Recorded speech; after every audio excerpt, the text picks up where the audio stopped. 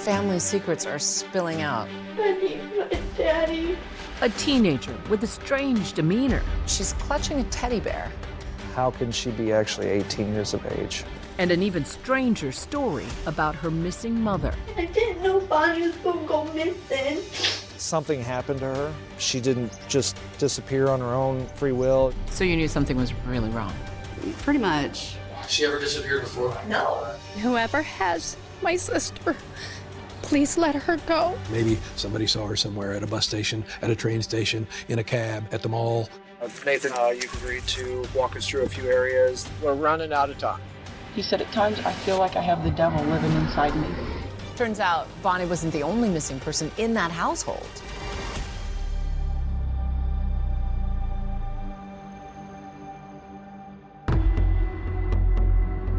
Police in Alton need the public's help finding a missing woman. Bonnie Woodward was last seen Friday afternoon.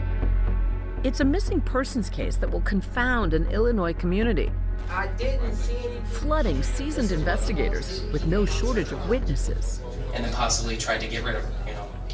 These interviews happening in this room right here, focusing on one person, one mother of four, whose sudden and perplexing disappearance sets off alarm bells. It all started at the end of a day's shift, one afternoon in June.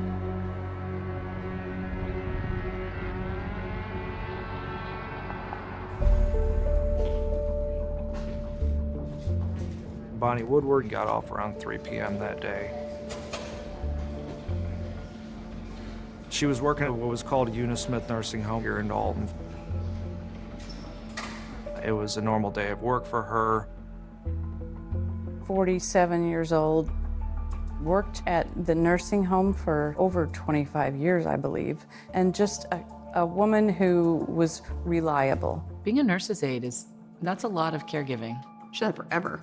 She loved what she did. She went to work, she worked her shift, and then would come home to her children every night, as well as Gary Wilmerth, who she was dating at the time. Gary knew that she had some sort of staff meeting after work from 2 to 3, so he really wasn't expecting her home until, 3:34. That boyfriend, Gary Wilmerth, says he tries getting a hold of Bonnie around 4 o'clock. But his call goes straight to voicemail. Your call has been forwarded to an automatic voice message system. Everybody was like, she would call if she was 5 minutes Oh late. no, everything she did was on a schedule. Nobody had seen her. This was very abnormal for Bonnie. She was always in communication with her family. After she didn't return home, her family members, they reached out, they tried to call her, they tried to text her, and no response. And by the next morning, when Bonnie doesn't show up for work, her co-workers are alarmed by something they see in the parking lot. Her red Chevy Avalanche was still parked at the nursing home, had not moved from the previous date. Windows had been down even during the overnight hours. She loved that truck. Like, she worked really hard to get that truck. She absolutely loved it. So she wouldn't have just left it. At that point, it was clear that there was something wrong. And Gary reported her disappearance to our department the morning of the 26th. When we work on the missing person and we're dealing with an adult, you have to keep in mind the possibility if they just want to take a break. They want to get away from family and friends, and that's natural. Also have to look into what's usual and what's their history. Detectives assigned to the case soon learn that 47-year-old Bonnie Woodward is a force of nature. Bonnie survived breast cancer. She was a fierce mother to 4 children. Bonnie has 2 grown children from her first marriage, Joseph, who's 28, and Jennifer, 26. Bonnie is also mom to 2 stepkids, Heather and Aaron. She adopted them after their father, Bonnie's 3rd husband, passed away. Heather was about 17 years old at this time, and Aaron was special needs, and she cared for him every day. Bonnie is also a devoted grandmother. She grew up as one of 9 siblings, so she has a large, extended family. What kind of aunt was she? She was the aunt that took a second to actually listen to you if something was going on. And she had a big personality. Oh, yeah, no, huge personality. Very loving. Her house is where a lot of the cousins all congregated. She had this little case in her living room, and she'd have little figurines and random stuff that had dolphins on it. None of it made sense to me, but she loved them. So she was the social hub. Kind of, yeah. She kind of liked having everybody around. So you knew something was really wrong? Pretty much. With the clock ticking, the Alton detectives start their missing person investigation where you'd expect, at the last place she was reportedly seen. This is where Bonnie worked? Yes, this Eunice Smith Nursing Home. And she was a very consistent employee. Yes, didn't miss any work at all, and certainly wouldn't miss without calling in. And so where was her car parked? It was in the spots here. And the windows were rolled down? Yeah, windows were rolled down, so you would have to imagine that she expected to come back to the vehicle. Back here, presumably no surveillance was captured. No, at that time there was no surveillance back here that we could rely on. Without any surveillance footage, officers are hopeful that Bonnie's car may actually give them some clues as to what may or may not have happened. The vehicle, there's no significant damage to it or anything like that that would cause us any alarm. And upon looking at the inside, there was no evidence of a struggle. So we ended up having this vehicle towed to our police department, secured until we could process it and also dust it for prints. One of the early things was how Bonnie Woodward was really regular with cashing her paycheck. The day she disappeared was payday, and she would, every time she was paid on Fridays, she would take that check to the bank. That was a ritual. Ritual. The check never got cashed. She never went to the bank. Nothing happened with any of her phone, social media, bank accounts, all went dead as of 4 p.m. that day. And so then we have to look at what other troubles that she may have in her life. We have to look at prior relationships. We have to look at Gary Wilmarth, her current boyfriend. And so what did you find when you dug into Gary's background? Gary's got a colorful past. He's a convicted felon, and they've had some domestic issues.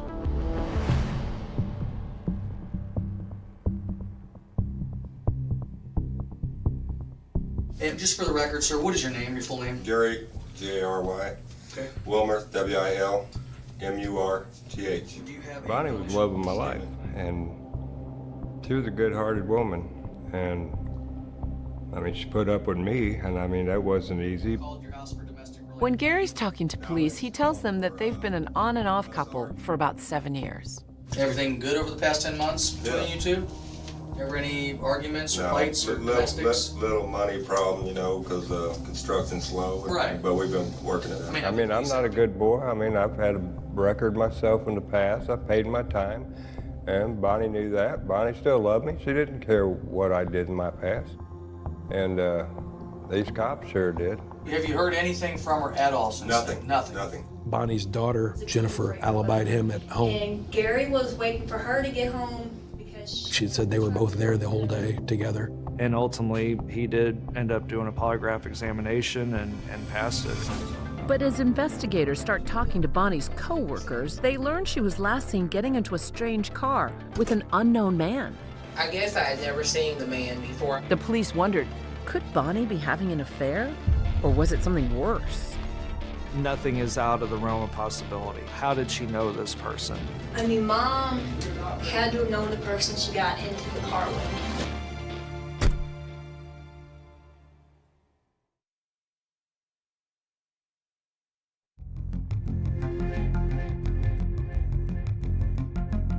Going into its third day, a baffling mystery is unfolding in Alton, Illinois, a river town outside St. Louis.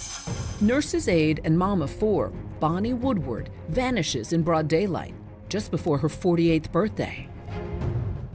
Alton, it's a nice little town. It's situated on the Mississippi River and the Illinois River. It has a vibrant downtown, a lot of history, and it's a great place to live and work.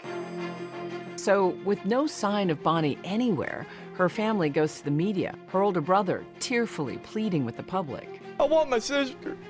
Somebody please call us and let us know what's going on. We don't know nothing. Nobody wanted this case solved more than her siblings. Whoever has my sister, please let her go. Bonnie's sister, Rebecca, and her niece, Rachel, don't hesitate to join in on the efforts, making the 700-mile drive to Alton from their home in Louisiana. Why were you concerned enough to get in the car and start driving? Well, because she wouldn't just not come home. I just remember having a stack of flyers and going around and putting them on every telephone pole that I could. The police naturally talked to the people that had last seen Bonnie. Can I get your last name? Bosley, B-A-U-S-I-L-Y.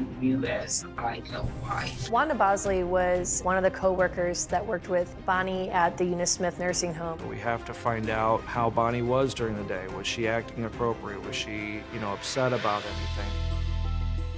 Okay, and so you went into this meeting, she was in the meeting.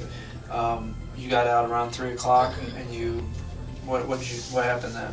So, well, at first, like in the meeting, I just want to say Bonnie's, when she talks, she's loud, and she seemed different to me. She was quiet, and her voice was more mellow like mine now, and I remember thinking, man, Bonnie seems a little different today. After that staff meeting, Wanda says she headed to the back parking lot to get into her car. Out of the corner of her eye, she spots Bonnie.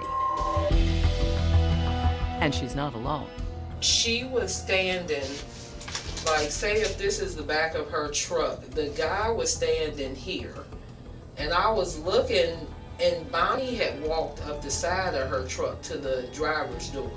And the guy was just standing there. I didn't see anything strange, but it kind of seemed strange because I guess I had never seen the man before. Can you describe the guy for me? He was a white male. He looked like he wasn't very tall, maybe 5'8", 5'9" or so. Mm-hmm. He was like a medium-sized guy. His hair was a salt and pepper, more grayer than black. Turns out, Wanda is not the only coworker to have witnessed this strange sighting. Multiple people report to police seeing this mystery man sitting in a gray or silver sedan similar to a Chevy Malibu, waiting for Bonnie to get out of her staff meeting. So the gray Chevy Malibu was directly to the right of her vehicle. Plenty of people saw him. Yeah, after the meeting, people would see her interacting with him outside both vehicles and ultimately got into the car with him. She did get into the car willingly, and it did not appear that she was forced or anything like that. Police in Alton need the public's help finding a missing woman, 48-year-old Bonnie Woodward. The information regarding the person that people had seen on that parking lot was crucial. She reportedly was seen talking to someone inside a gray or silver Chevy Malibu. So talking to the family and friends, did anybody like a past relationship match the description? You don't know anybody off the top of your head who would have a silver Malibu? Her ex-boyfriend, Chester, Nick Adams. Chester's dad has a 2009 Impala. If you put an Impala and the Malibu side by side, there's just a little bit of difference. It'd be hard to tell the difference. That's true. Who does this guy sound like to you? Chester McAdams. That's the only guy I can figure out that fits the description. It's Chester. I mean, I don't like to pinpoint a guy out, but Chester fits every description. And like the silver Impala, his dad has a silver Impala. Do you know that for sure? Yeah, because he used to date my mom.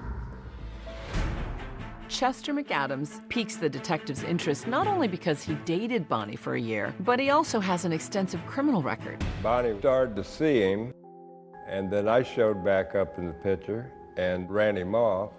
Me and Bonnie's been together probably 7 or more years. We parted about a little over 2 years, and that's when she got with that Chester guy. And you and Chester ever have words? Oh, big time. Big time hate each other? Oh, I mean, fist fights? I run into him in the bar. He was mad because me and Bonnie got back together. So I kind of thought maybe he was upset and might have did something to her. And sir, for the record, I just need your last name. McAdam. Capital M, small c, capital A-D-A-M-S. And your first, sir?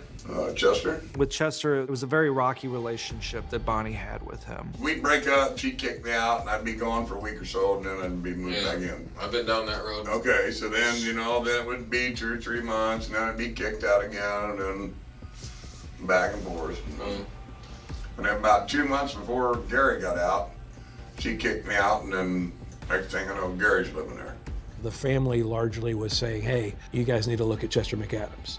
When we found Chester McAdams, he's got a beard, he's got a ponytail. Chester clearly doesn't match the description of the man co-workers saw days earlier in the parking lot with Bonnie. But what about that tip from Bonnie's daughter, Jennifer, who said Chester's father drives a silver Chevy Impala? Detectives want to talk it over with father and son. Do you ever drive his truck or Impala or anything like that? Do you ever allow him to borrow it for any reason? No. I would never ask my dad to borrow his vehicle. He'd say no. Well, I know I'd say no right off the bat. So, right. You know. Don't even bother asking. Don't even bother asking.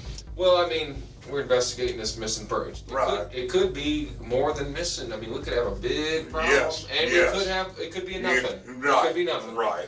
And I hope it's nothing. Chester McAdams was willing and cooperative with us. Ultimately, did not have direct access to a vehicle that was like that. And also, we checked in with his employer, and they confirmed that he was at work. So that was a dead end for us.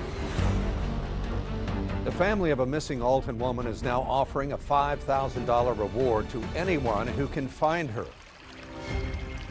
You have crime in this area, but you don't have missing adults too often. We have people that run away, but they're always found. But this one, she just fell off the face of the earth.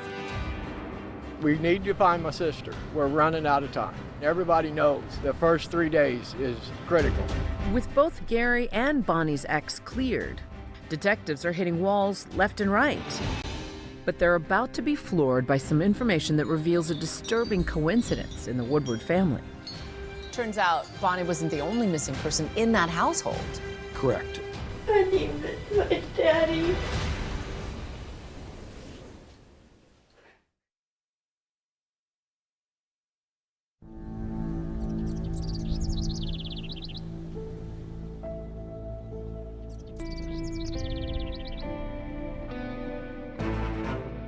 Bonnie Woodward's disappearance is the talk of the small town in Illinois she called home. Bonnie Woodward has been missing. Friends and family were gathering to pray for her return. We need to find my sister. We're running out of time. Investigators are frustrated and increasingly concerned.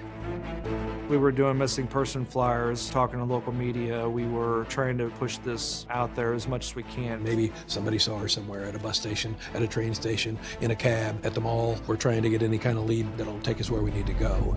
But they're all kind of wild goose chases. Right. It's as if she's vanished into thin air. Right, and it wasn't without leads. Somebody would say they saw somebody similar in Pontoon Beach, Applebee's in Kansas City, but none of them appeared to have much merit. We had to expand our investigation and look into everything about her life that was going on at that time.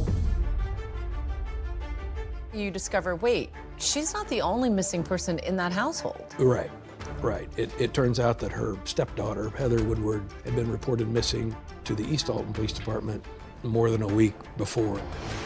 East Alton Police Department, which is a separate police department from ours. So we were not aware of that at the time that Bonnie went missing. There was nothing 100% that told us that the two were linked. So at that point, we're having to do a dual investigation. This is a huge coincidence in a small town that a mother and stepdaughter go missing in the same house. Huge, huge. Remember, Heather Woodward is Bonnie's 17-year-old stepdaughter.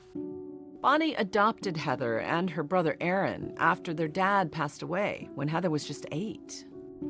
After Bonnie adopted them, it was made very abundantly clear they're in the family. Like, those are her kids. The house is a busy one, with Bonnie's adult daughter Jennifer and her 2 little girls, plus Heather, Aaron, and boyfriend Gary, all living under one roof. And the family tells detectives there was friction between Heather and Bonnie. It was an unhappy teenager, and it was a stepmom giving her chores to do, and there was a little resistance. At some point they argue, and Heather wants to move out, and Bonnie initially doesn't resist the idea. Our investigation revealed that around June 10th, Heather went with her teacher, and that was Christine Scheffel, and Bonnie knew about this. That teacher pictured in the high school yearbook along with Heather. Heather moved in with her just 2 weeks before Bonnie vanished. And now that both Bonnie and Heather are missing, investigators have lots of questions. I'm here with the Christine Scheffel. I wanted to get the history of how she became engaged with Heather's life. And then the number one question is, where is she now? She was last with you, where is she at? I had Heather now for one class as a freshman. For the entire year, she has been very vocal to myself and all the other teachers of the abuse that goes on at home. Things like being slapped or thrown against a wall or woke up at 3 in the morning to wash every dish in the house. Just plain crazy stuff. And who's the one she's alleging that does all this? Bonnie. We knew that East Alton Police Department was aware of these reports, and we could not get anything to substantiate these reports. Heather painted a picture of your aunt as being abusive. What do you make of those allegations of abuse? I can't see it. I can see her being loud with anybody, child or not, and like just being vocal, but not abusive. Like there was no way. Heather has been telling everyone for over a year that when she turns 18, she will be kicked out. She called and said that I'm getting kicked out and I need you to come get me. The teacher is, I believe her heart was in the right place as she's trying to help this 17-year-old child. Bonnie called us and wanted Heather back. And I did tell her she had to go back home. So she cried most of the night. And then whenever you came back on the 17th, she was gone. Right. So now, according to this teacher, Heather leaves her home on the 17th. That same day, Bonnie reports Heather as a runaway. Bonnie went knocking on doors. It was driving Bonnie nuts because she couldn't find her. In obtaining the reports, it was clear that Bonnie wanted to find her stepdaughter. And she was not getting the information she wanted from the teacher, and she was adamant that no matter what, she was going to find her. And now, detectives aren't making much headway in finding Heather either. The teacher who Heather had been living with says she has no idea where Heather might have gone. There was nothing that we could really prove that she knew where Heather was, but clearly I'm still skeptical. Are they telling the whole truth? She never called you back once to say, hey, I'm okay, or don't worry about me, or anything like that? No. With her lack of intent on trying to find Heather, and if she was that much of a mentor to her, why wasn't she more concerned about Heather's whereabouts if she didn't know? To us, it seems odd. Are you concerned about her welfare? It's odd that she hasn't called you, is what I'm a little concerned with. I believe that she's with somebody. I mean, I don't think that she's off by herself. But I think she just doesn't want to make sure I don't get in trouble or, I mean, she's a smart kid. Heather's teacher's interview only raises more questions for investigators. Are these disappearances linked?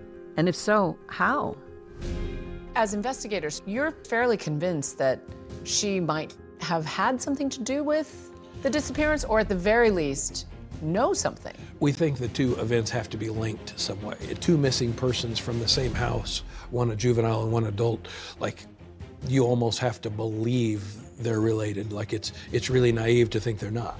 After almost a week and no sign of Bonnie, her family's anguish turns pointed, lashing out at that mystery man from the parking lot. You let my sister go, and I'll come and get her. I want my sister. I felt like Heather had the answers that we needed. We believe she was the key to finding Bonnie. And that's when police get a game-changing phone call from a nearby library. I had heard it over the police scanners. It was very strange. It seems someone showed up there with a teddy bear and a story to tell. Pee, Mr. Bear.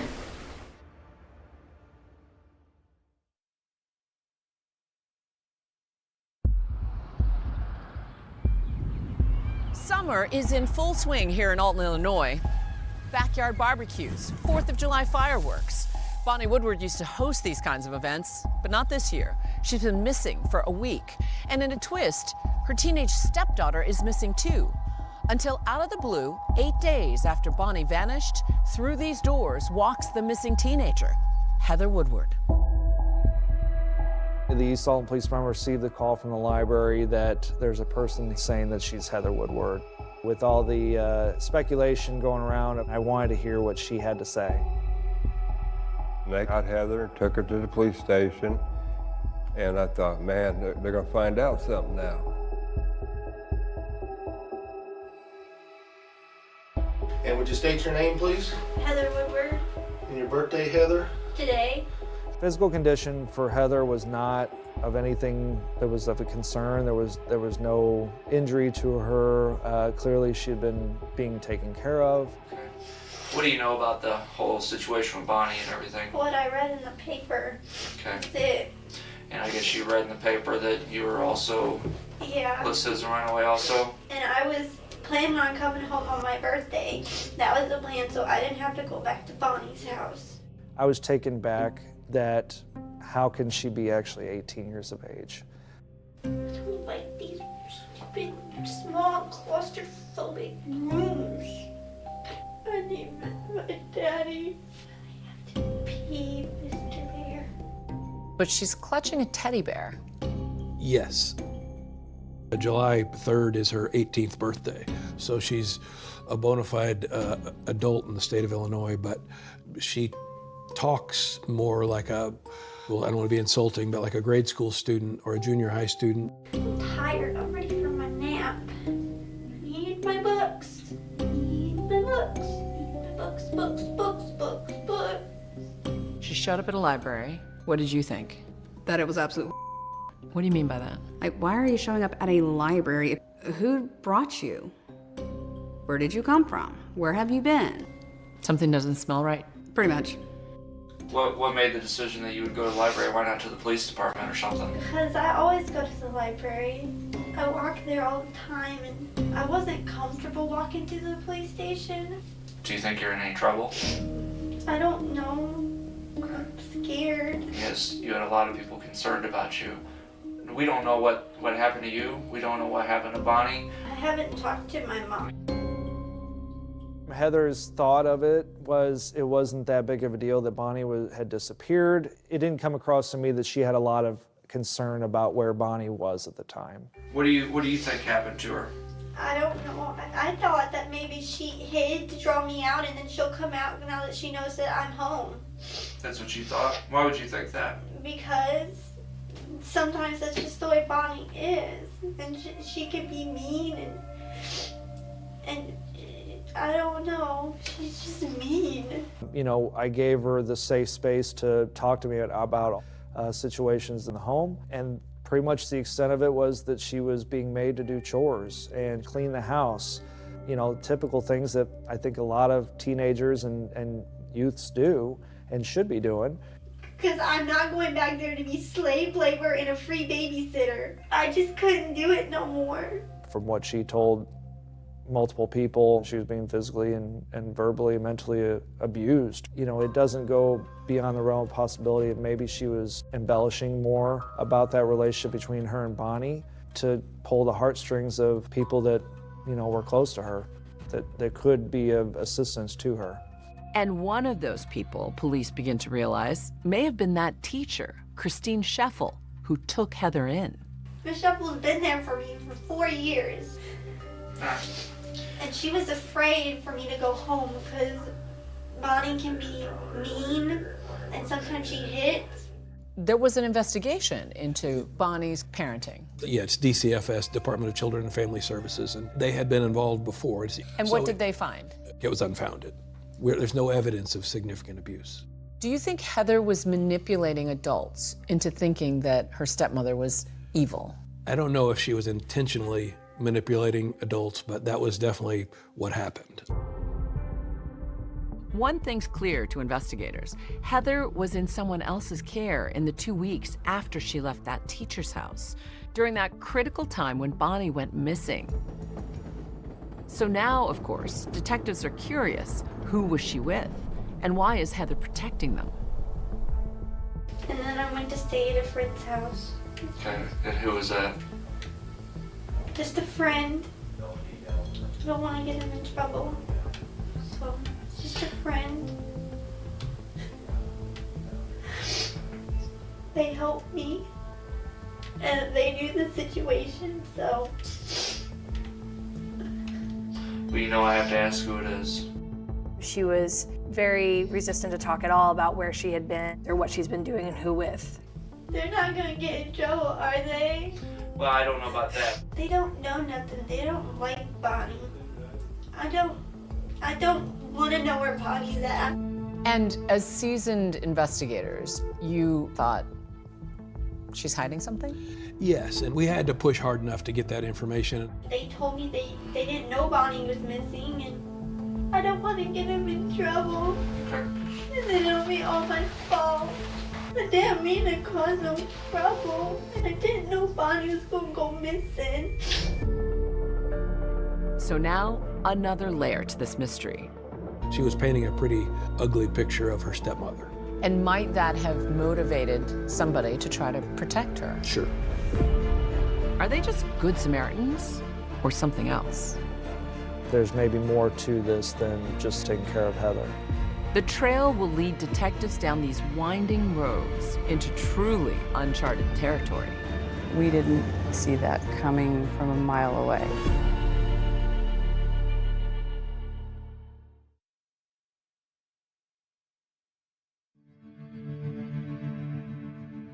Bonnie Woodward disappeared in Alton June 25th at about 3 in the afternoon after getting off work. Her family members haven't seen or heard from her since that day. Bonnie Woodward has been missing for over a week. Her boyfriend of 7 years, Gary Wilmerth, says he catches glimpses of her in every passing stranger. There was times I could be at a store, pass somebody on the street, could be the color of their hair. I remember talking to her grandbabies. They said, "Are you gonna bring Grandma back? You got a picture of these little bitty girls looking at me. Where's Grandma?" I just thought in my heart she was gonna come back. And I wasn't taking no for an answer. She was coming back. And investigators say they aren't taking no for an answer either. Bonnie's now 18-year-old stepdaughter, Heather Woodward, who also strangely went missing a week before Bonnie, has now suddenly reappeared. Okay, Heather, we just need to ask you a few things here. After hours of questioning from detectives, Heather seems finally ready to reveal the identity of the people she says helped her run away.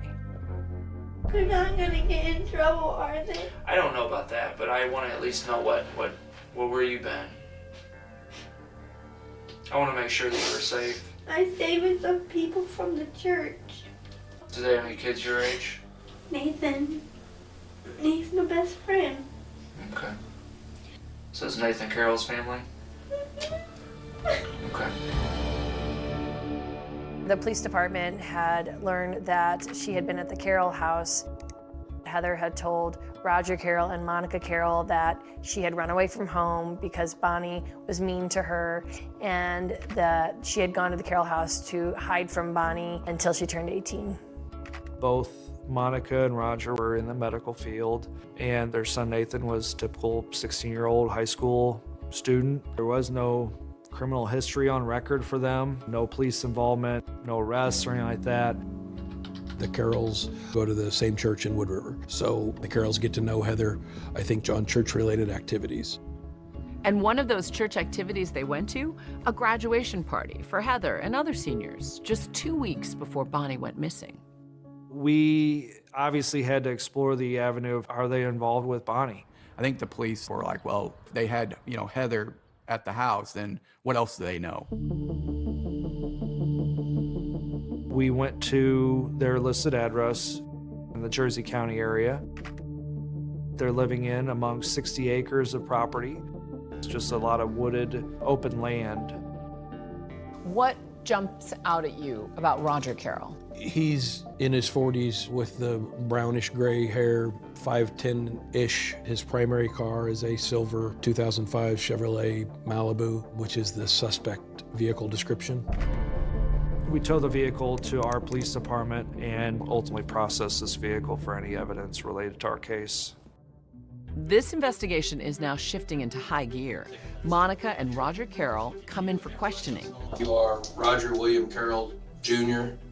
I don't want to answer any more questions until we speak with our attorney. Okay. You decided to They invoke your right to counsel, correct? Yes. Heather Woodward, Bonnie's stepdaughter, is also called in again the very same day and pressed for more information about the day Bonnie went missing. What do you know about Bonnie leaving and what happened whenever she left or was? I read in the paper, I know that she got in a car with some guy and they drove off, that's all I know. Did they talk about the car? Yeah, it was a silver and gray car, Malibu. That's Okay. it, that's all I know. Does that I know. sound like any car that you're familiar with? No. Besides Roger's car. But Roger wouldn't hurt a fly. Investigators then confront Heather with a new piece of information. They found out that she and the Carrolls were together at a lake house in the days just before Bonnie went missing. They went down to Monica's parents in Goreville, Illinois, on a small trip, just the four of them. And detectives grow even more suspicious when Heather shares that Roger and his son Nathan returned home by themselves on the same day Bonnie disappeared. Roger and Nathan came home on Friday. We came home on Saturday, me and Monica. Why did they leave on Friday? Monica told me that he just wanted to get home, and he made Nathan go with him. He brought Nathan with him, got up and left at 7 o'clock in the morning on June 25th, Friday morning, the day Bonnie disappeared. Now, the question I have here is the guy that meets with Bonnie up at the nursing home, he's in a gray Malibu, silver gray Malibu. How do I know that Roger's not the one that met with Bonnie up there that Friday? I don't know. Roger... Bonnie's never met Roger, so I don't know why she'd get in the car with him. What if he told her, hey, I know where Heather is. Why don't you come with me and you can pick her up? I don't... Do you think Bonnie would have gotten in the car with him then? No, she doesn't care about me. So you have a lot of circumstantial evidence, but nothing that cracks the case open. It is all circumstantial. There wasn't enough to link Roger Carroll or Monica Carroll to Bonnie's disappearance. However, both of them at that time were charged with harboring a runaway. Both Roger and Monica plead not guilty to this charge, but this turns out to be a helpful tool for investigators. In getting those charges, we can also get fingerprints, we can get photographs. And then you put Roger in a lineup. We did. We used this mugshot primarily with the employees at Unismith. And that did not come up with a match. It did not. That resulted in no positive IDs. The family members must be chomping at the bit at this point. They are, but sometimes the cases move when they want to move. Did you feel like there had to have been somebody out there that knew more than they were saying? I think anybody that is just trying to locate a loved one often feels like somebody's not talking or somebody's lying. Summer winds to a close without Bonnie Woodward and without answers, until news of a body found on the banks of the Mississippi River here in Alton, Illinois, leaves her loved ones holding their breath. Every time a body comes up, we call. 51 days exactly. She's been gone, and we have not one solid answer. That body, it turns out, is not Bonnie Woodward. But a break in the case is coming. The lab results from Bonnie's abandoned truck are back, and the results are stunning. The crime lab comes back with a very significant hit. Yes. You understand what we're trying to tell you right now? There's new physical evidence in this case. I said, we have to jump now. This is our time. I'm thinking I'm gonna die. It's crazy, absolutely crazy.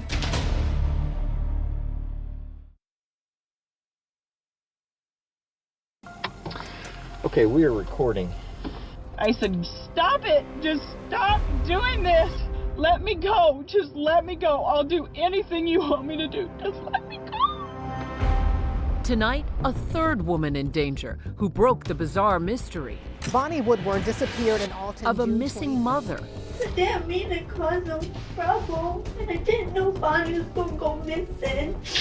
Who's been hiding daughter Heather? And could Bonnie have ended up in the same place? Family members must be chomping at the bit at this point. It was a needle in a haystack. We had 60 acres of property. We didn't know where to look, what to look for. Nathan, you've agreed to walk us through a few areas that are of interest in our investigation. We got to hit on the prints. And on a scale of 1 to 10 of your suspicion level, where did it go? Yeah, it spiked. Any idea what they were? Little pieces of white things, but I don't know exactly what it was. The family's falling apart, and we have to jump now. This is our time. She now is starting to put everything together, and is fearing for her own life at the same time. He said, I have killed for you. I have killed for you. That sounds like bingo.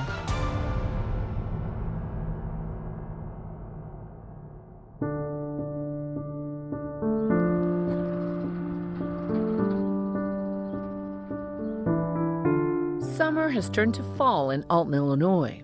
48-year-old mom and nurse's aide Bonnie Woodward hasn't been seen in over 3 months. That's an eternity in a missing persons case. We didn't know technically if she was alive or dead in the months that followed. None of her family members heard from her. But the Illinois State Police Crime Lab has been busy processing evidence, including fingerprints found on Bonnie's truck. In September, prints come in. Right. I got a phone call from my evidence technician who told me we got a hit on the prints. It's Roger Carroll's. So Roger Carroll's fingerprints are on this driver's door. And on a scale of 1 to 10 of your suspicion level, where did it go? Yeah, it spiked. Roger Carroll is brought in again for questioning, while police, now with probable cause, conduct a massive search at the Carroll sprawling rural residence. It was a needle in a haystack. We had 60 acres of property. We didn't know where to look, what to look for. Neighbors are stunned by the police operation. It's crazy, absolutely crazy. Couldn't believe it, the amount of police that were coming by. And we had more than 60 police officers. Multiple agencies. We had a lot of people. We had cadaver dogs. And an airborne search. And an airborne search, yes. Oh, there was probably close to 30 firearms at this residence. Multiple crates of ammunition were also seen. Oh, I thought they was going to find a body or something. The cadaver dogs did alert on certain areas of the property, but subsequent digs of those areas revealed no results. Meanwhile, this time in the police interrogation room for a second interview, Roger is more chatty. My mom, she's like, oh my God, did you do this? I'm like, Mom, no, I didn't do it. Roger tells investigators that he invited Bonnie's daughter, Heather, to stay with him and his family, only after becoming concerned about her account of a troubled home life. So then Heather calls you guys? Yes. I could hear her crying. She was just frantic, you know. Right. Oh my God. Bonnie called and said that she's going to come get me tomorrow, that I have to pack my stuff up, and you know, I don't know what I'm going to do. And Right. So she kind of played on your soft hearts and said, can I come stay there? She never said, can I come stay? Just to be honest about it, I'm the one who said, hey, you know, this is a bunch of crap. Why don't we just go, you know, she can stay with us. Okay, okay. I'm the one that said that. As far as Bonnie, you've never had a conversation with that woman, and you've never been face to face with that woman. You know where she lives, but you've never, other than you've driven by there, like 2 times, right? Yes, that's correct. And you've never been in her vehicle, and you've never had occasion to handle her vehicle or touch her vehicle. That's correct. But there's one little detail investigators have been deliberately coy about when talking to Roger Carroll. So finally I was, at the end of the interview, I was like, how do we explain it that your fingerprints are all over her driver's door? He stumbled just a bit and says, Then I've been trained. I mean, no, there's no way that my fingerprints are on that car door or my DNA is on that car door. There just is no way. He's asking, like, my prints aren't on that door. I'm like, yeah, well, yes, they are. I don't see, there's no way my fingerprints are all over the door of that car. They are. So he denied it still, and the interview terminated pretty quick after that. Not only were his fingerprints found on her car, but he denied ever having met her or ever been there and ever been in that parking lot. So what do you make of that? What? That he's lying? There's a third interview with Heather. Heather stays firm during this interview that she didn't have anything to do with it. Bonnie went missing around 2 to 3 o'clock in the afternoon. And his prints are on Bonnie's truck. What do you think? I don't know. Because I would never want nothing to happen to Bonnie. I mean, sometimes you know, she's mean, but I wouldn't do that to her. I didn't tell him to touch Bonnie. She was the only thing I knew. I wouldn't hurt her. The police process Roger's gray sedan, but here's the thing. They don't find any fibers or DNA belonging to Bonnie or even her fingerprints, and they don't come up with much of the Carroll house either. After the search in September, there was really no evidence found at the residence that 100% put Bonnie there at the Carroll property. When you take somebody to trial for first-degree murder, you better be right and you better be ready, because you only get one shot. We still didn't have Bonnie's remains. We didn't know if Bonnie was alive or dead at that time. And what we did know is that Roger Carroll was lying. Roger Carroll, based on the lies that he told, was charged with the offense of obstruction. Family members and friends felt that he needed to be charged with murder, but based on it only being a circumstantial case at this point, that would have been quite a stretch for us. So the case goes cold. Your aunt is still missing. What was that like for your family? I know that it was very hard emotionally for many family members. It would take 8 years and one newly installed prosecutor combing through a pile of Madison County cold cases. And the first one you stumbled on was Bonnie Woodward. First one, Bonnie Woodward. To breathe life back into Bonnie Woodward's investigation. Jennifer Mudge decides to try to open a cold case, but even before you could relaunch anything, you get a startling phone call. I got a call from Roger Carroll's neighbor, and he's asking me, he's like, do you know what's going on at the Carroll's house? I said, God, Roger, stop it. Just stop doing this. Let me go. Just let me go. I'll do anything you want me to do. Just let me go.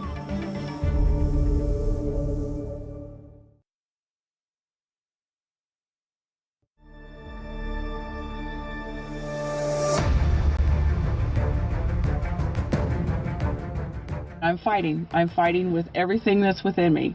What are you thinking at the time? What am I thinking? I'm thinking I'm going to die. Roger Carroll had been charged with obstruction of justice in the disappearance of Bonnie Woodward. But now, 8 years later, he's being accused of something else altogether by, of all people, his wife of over 30 years, Monica. March of 2018, we received information from the Jersey County Sheriff's Department that there was a domestic situation in which Roger had caused injury to Monica.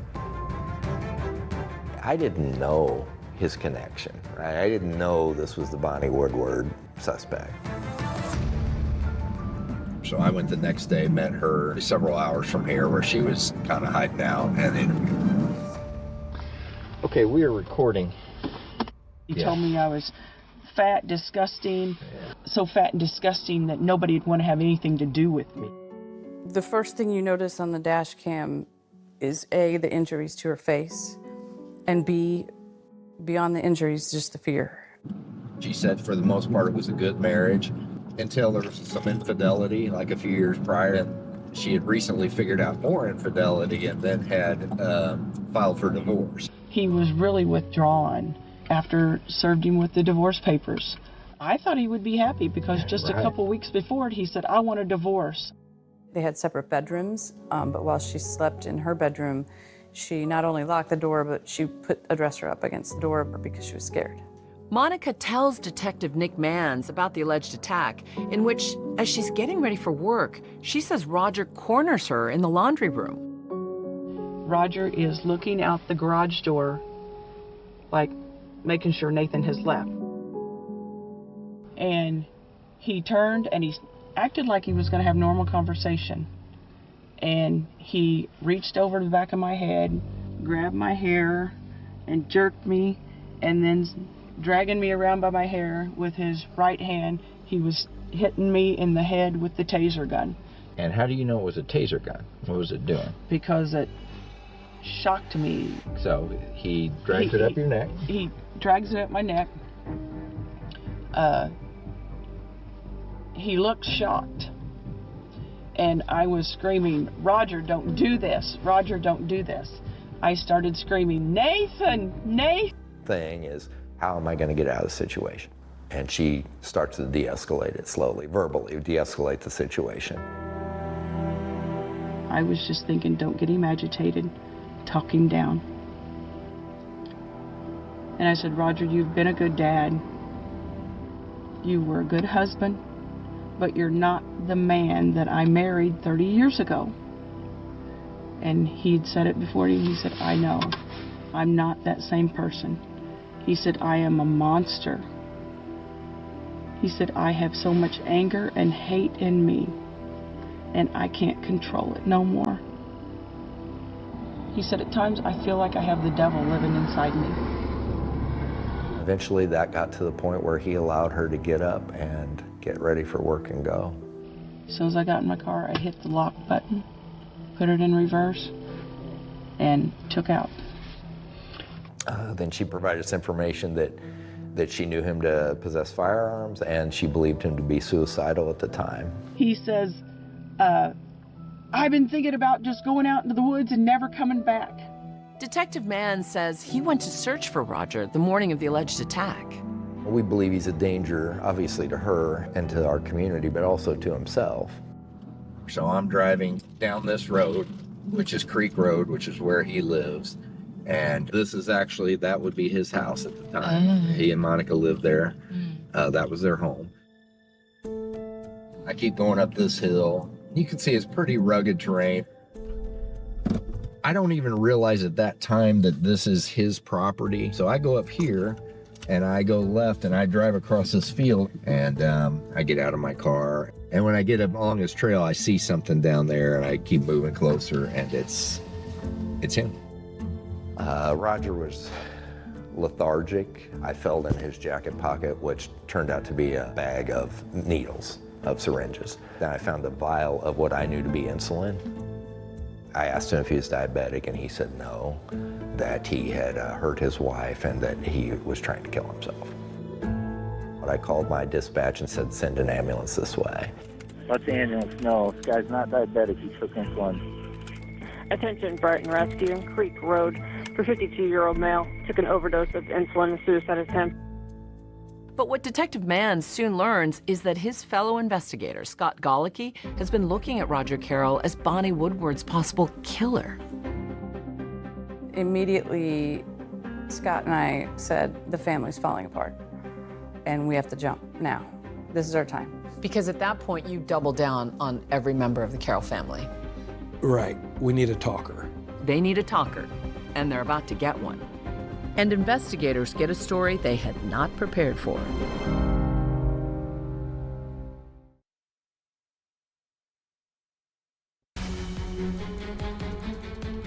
Newly installed prosecutor Jennifer Mudge is working hard with police to try to solve Bonnie Woodward's cold case. They believe they can break it if a Carroll family member talks. As detectives are talking to Roger Carroll's wife, Monica, they get intriguing new info. She remembers her husband taking a peculiar interest in Bonnie Woodward's daily life before she disappeared. Monica talked about conversations that she thought was odd about where specifically Bonnie worked, what type of work schedule she had. I don't remember what shift she worked or, the days, but I remember those were in conversation. I just remember thinking that it was very odd that he's asking all these details. She now is starting to put everything together and is fearing for her own life at the same time. Looking back on it now, I've been scared for a long time, but I wasn't to the point to admit it yet. But the really chilling words about Roger, that was still to come. He said, I have killed for you. I have hurt a lot of people, but I killed for you. And I think that's Bonnie. Meanwhile, Roger is released from the hospital after his insulin overdose and is brought directly into police custody. Sit right there. Where Detective Golicky greets him again after 8 long years. Roger. What are we doing? What's going on? Remember me, Scott Golicky. So after all that, you sit down with Roger years later from the last interrogation. Yes. Is he a different man? Yes, we both aged a lot, and probably me more than him. After the domestic, he was clearly suicidal. And so when I see him, it's not his best day. You know, I had to say a word, but if you want to hear me out, I think it might be worth your while, but it's your prerogative. you're driving this bus. I had started it with, hey, Roger, you don't have to say anything if you don't want, but we've opened this case. This train's coming down the road. I think what's going to happen now is that this is a homicide investigation, and it's moving in that direction. I was basically telling him charges on this case are now imminent. But some of the intimate details and the specific details, only you know. It's the right thing to do for Bonnie yourself, also the right thing for you. There's no way you're enjoying living with this. But if Detective Galicki is counting on a crisis of conscience from Roger Carroll, he's about to be disappointed. We've opened this case. This train's coming down the road. Like, I'm giving you an opportunity to try to mitigate the circumstances. Are you comfortable with the whole situation? Well, no. I mean, I'm not going to talk to you. Call my attorney, please. Like, I interviewed him for an hour and some change, and really for 55 minutes he just didn't speak. Since Roger completely clams up, they bring his wife Monica in again. And turns out she does have more to share. So you had a feeling that something went right. Something happened. Otherwise, I think you would have questioned it. Your internal feelings. Said that something wasn't right. Yeah. That things weren't right. When he said that he's killed people for me, to protect me and Nathan. I know that's not right. I know it's not right that he should kill someone, feel that he has the right to kill someone to protect me. And you're not aware of anything else in your history with Roger or, with Nathan that he would be talking about other than Bonnie Woodward. Right. The only person that come to my mind would be Bonnie. Monica says Roger issues her a stark warning about Bonnie's family. He made it sound like it'd be my fault if something happened to our family, if I ever talked. So I didn't want to be the one to be the cause of our family being torn apart. I didn't want to hear it. As I recall, I told him I didn't want to hear it. We knew that Monica was not there at that time, and we were also pretty confident that she didn't show up until a day later. That's when Monica describes approaching their son Nathan with her suspicions. I told Nathan that Roger told me, I have killed for you. And he was like, don't ever repeat that, Mom. Don't ever repeat it. But what might it take for Nathan to start talking?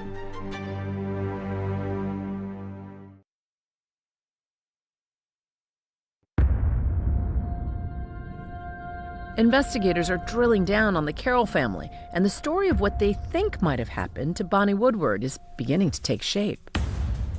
Monica, she's not present. She's not a co-defendant on the incident.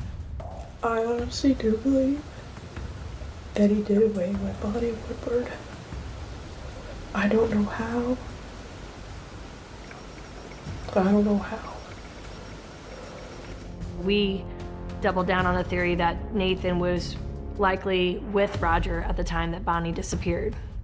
Nathan was 16 years old at the time that this crime was committed.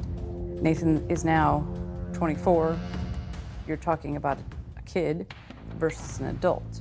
So I think maybe you focus on him. We made several attempts to talk to Nathan, and he refused to talk to law enforcement. We served him with a subpoena to come testify in front of the grand jury. I made a decision to grant him immunity at the time if he would tell us the full truth. And then fate sort of took over from there. What did he say that tipped his hand to you that he was about to spill the whole truth? He held up the immunity paper and said, "This is good no matter what I tell you." And I said yes. He put his hands on the rail, and boy, that testimony was gripping. He broke down and he started crying, and he said he was going to tell us everything.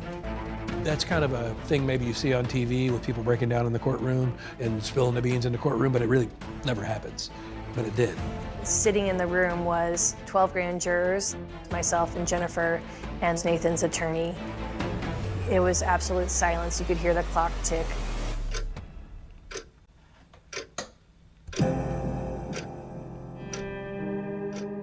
It's like watching the weight of the world being lifted off this young man's shoulders. He told the entire story about what happened that day. He says that he's on vacation with his whole family. They have Heather there. And his dad said to him the night before, "You and I are leaving early tomorrow." And they drove to Eunice Smith Nursing Home, and his dad said, "Good, she's at work." Then after they get home, Roger changed clothes, clipped his fingernails, he shaved, and retrieved his Stoeger 9mm from the house and left Nathan there by himself. He told Nathan he was going to get Bonnie. Nathan set up a tent in the backyard.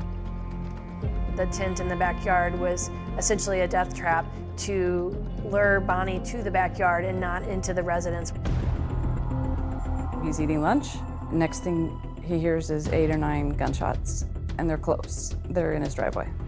He walks outside, and that's when he sees feet with tennis shoes on and tan scrubs. There are a few things that stay with me, like he remembers that he was eating leftover deli meat sandwiches from Heather's graduation party. If you're making a story up, you don't go that detailed into what kind of lunch you're having. But the next detail may be the most disturbing of all. Nathan tells the grand jury that his dad had him light a fire in the backyard and testifies he watched as his father loaded Bonnie's body into a bucket loader, a tractor with a scoop on the front of it, and bring her to that burn pit. And they start a massive fire. It had to be stoked all day, all night, every couple of hours. And Roger had Nathan help him do that. When you heard the scope of what he confessed to, what went through your mind? I don't think we thought fire or burned on a brush pile. Talk about being haunted. Right, like not only is Roger creating a horrible thing to him, for him to live with, it seems like he created a horrible thing for his son to live with. After his grand jury testimony, Nathan brings investigators back to the house. What you're about to see is the actual video police captured as Nathan brings them back to where he says the crime took place, a spot first identified 8 years earlier by cadaver dogs. During our search in September of 2010, we had 60 acres that we had to worry about. Now we have a few hundred feet.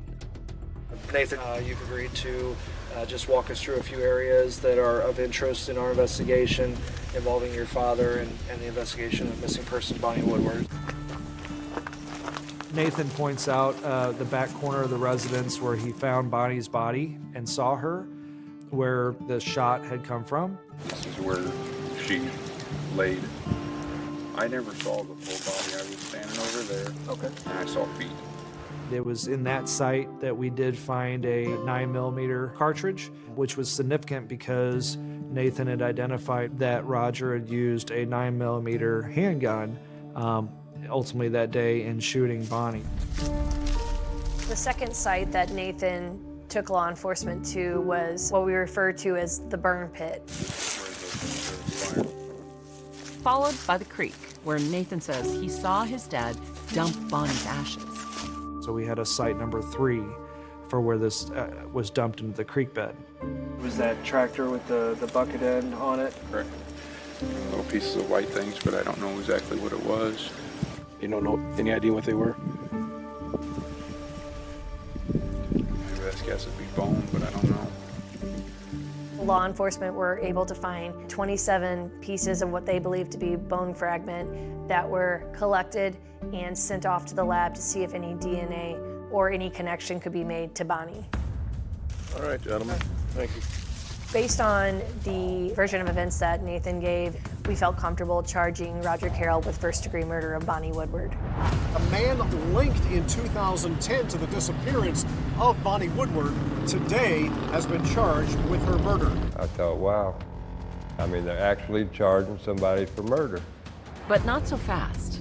Some critical evidence will be unveiled in court, which could upend the case. The DNA on those bone fragments, it's not what police expected.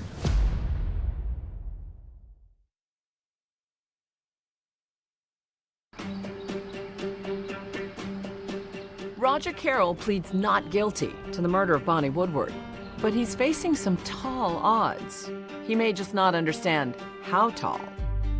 One of the key pieces of evidence turned out to be a sassafras tree. Yes.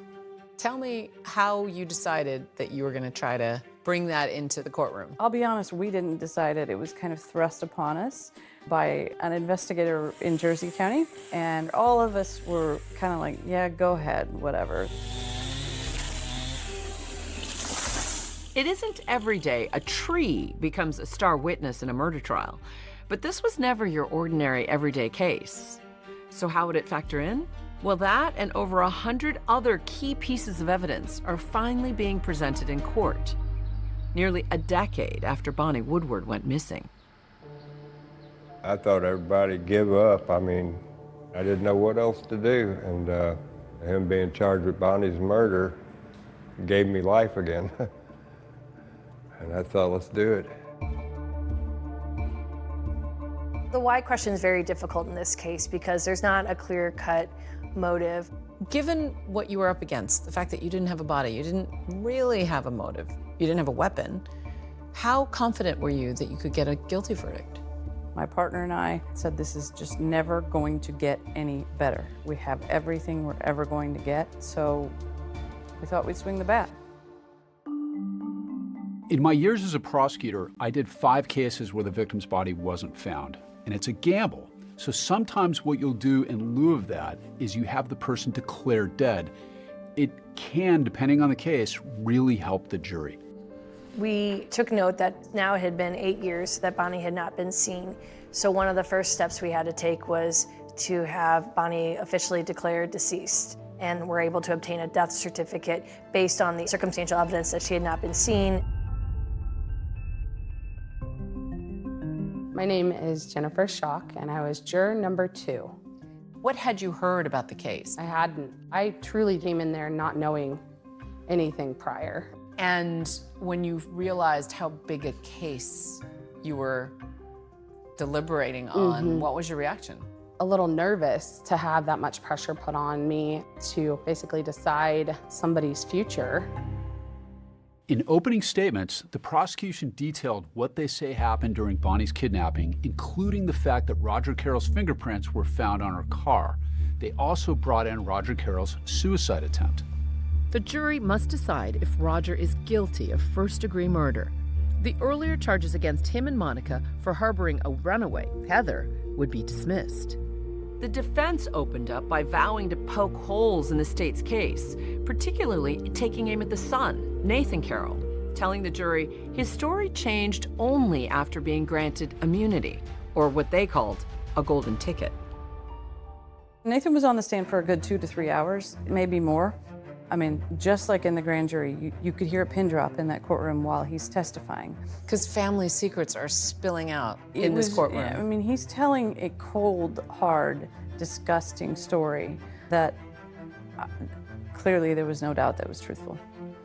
Nathan testifies that he heard gunshots and told the jury in gruesome detail how he helped his father burn Bonnie's body. I think Nathan realized his dad tried to kill his mom, and that's just crossing a line.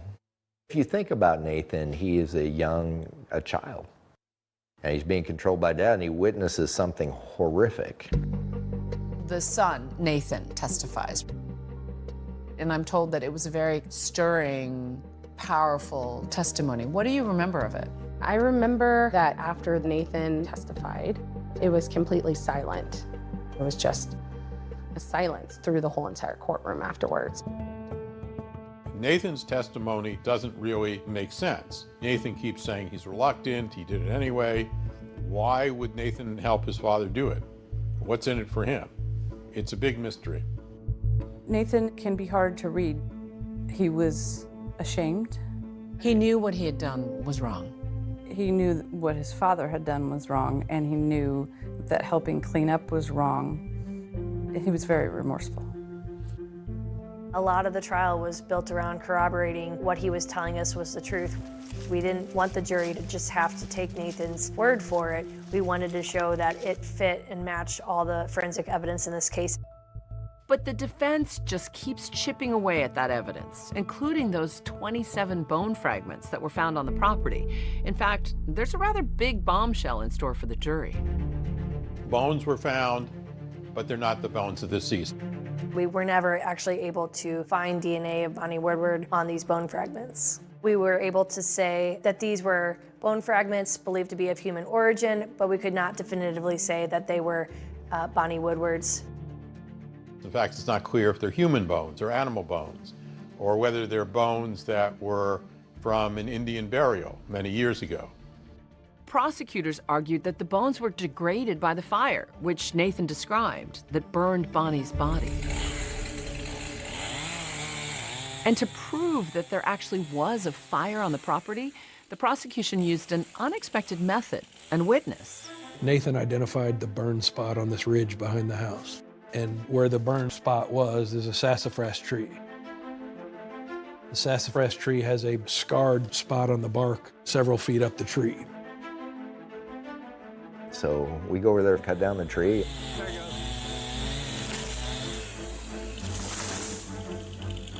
Cut slices out of the tree.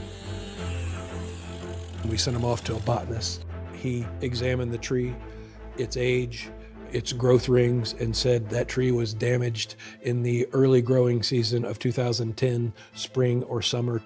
That tree damage, according to the testimony of a botanist from the University of Wisconsin, was reminiscent of a fire and appears to have happened at the same time Nathan claimed Bonnie's body had been burned. As a prosecutor, why is that critical?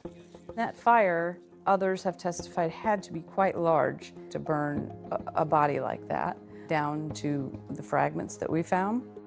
There's a question, was there actually evidence of a fire? Or is it a fire around the time of 2010? Or is it not a fire? That's questionable. Heather Woodward, Bonnie's stepdaughter, takes the stand and tells jurors that she told Roger about Bonnie's whereabouts and her work schedule. How did Heather do on the stand? What was her testimony like? It was pretty short, and I think the way that Heather was in the police interviews is the way she was on the stand. I never want nothing to happen to Bonnie. I mean, like sometimes, she's mean, but I wouldn't do that to her. Her testimony, it pretty much tracked with that, but it was clear to those involved that she had not participated in her mother's death. What made her cry on the stand, do you remember? Every time she cried, it was because she said, I never wanted this to happen to Bonnie. I never meant for this to happen to Bonnie. Bonnie's boyfriend, Gary, took to the stand too and told the jury about what was lost when Bonnie's life was cut short. He wouldn't look back at me for nothing. I kept looking across where he was, and he wouldn't look at me, so I started talking to the jury to my right, and I said he took away a good woman, mother. I let him know what kind of person Bonnie was. I have an old supervisor, before I started my very first no body case, which I'll never forget, he said, always remember, the jury can see the soul of your victim reflected in the eyes of those who love them. When it was their turn, the defense team laid out a case that pointed the finger at Nathan as Bonnie's killer and argued that without him and the so-called golden ticket, the state's case was just circumstantial. Nathan didn't have a choice. If Nathan didn't help his father dispose of this crime, Nathan's a dead man. And let's not forget, he was a barely 16-year-old boy. Roger did not testify at trial. It's his choice whether or not to testify, and he decided not to. He was advised not to testify.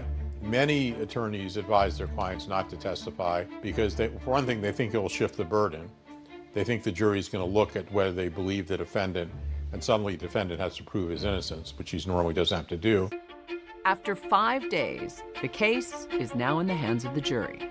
It was back and forth all the way. Those moments are always very tense. We would get close, and then somebody would say something else, and then it would throw everything off. What was the hang-up then?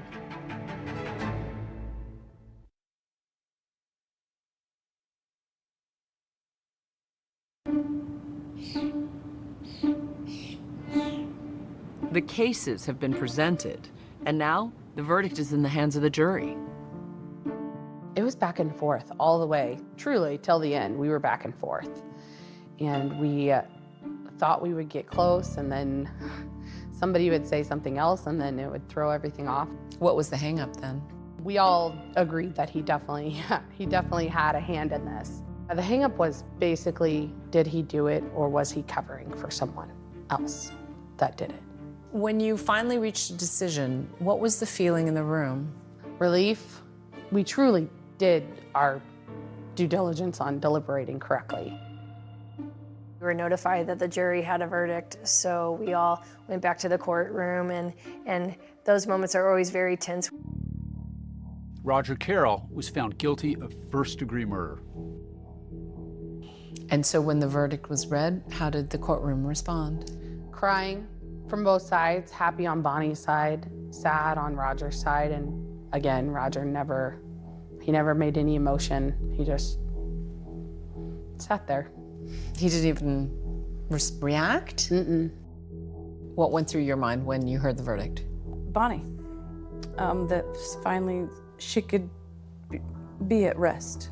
I don't believe in the word closure. It doesn't exist in my mind, but that Bonnie can now rest peacefully. By the time of sentencing, the charges against Roger for domestic violence and obstruction were dropped. At the sentencing hearing, Roger was given the opportunity to make a statement to the court, and he chose to use that time to be defiant. He said, I don't have anything to be sorry for. I won't apologize because I've done nothing wrong. And that says a lot about his mindset. Sure does. When I heard the jury found him guilty, that was a blessing to my ears to hear. Wish he could have got more time than he did. He was charged with first-degree murder while using a firearm. He received 40 years in the Department of Corrections for the murder, plus 25 years for the gun enhancement. At least they did lock him up. I give him that. The police finally making him pay for what he did.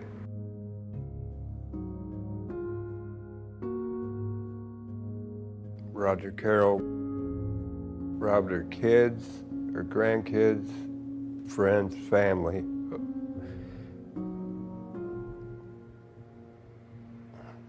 But we won't never forget her, and we won't forget him. People describe her as somebody who had a really loving heart. I know, she definitely did. Like, even, especially with family, like, didn't matter what you did. She would figure out a way to just make it better. You really loved her. Oh, yeah. Like, she was great. Sometimes I'll look up at the sky and tell her I don't know if I'll be there, but I hope someday I will and see you again.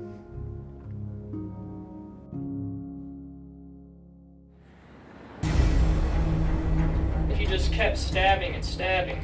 I remember trying to defend myself like this with my hands, and that's where I got the cuts on my hands. Jason was confronted by the assailant. Someone came into their apartment, had assaulted him and his roommate. Because she was stabbed so many times, you think, this is personal. This is someone who wanted her dead. When you go into her apartment, what is the scene like? You could tell that there was a struggle in there. She fought hard. Jonna went door to door trying to get assistance. At one point, I was praying. It wasn't her. They had made a mistake. Now, revisiting the scene of a nightmare. He pushed me back this way, and I fell on the bed like this. I took off and I ran as fast as I could this way. Did it trouble you that he ran away from the scene to get help instead of trying somehow to help her? He's scared. He wants to get away. So he ran from here over this way to the convenience store. I didn't have anything to do with this. I had something to hide. Why would I take this test?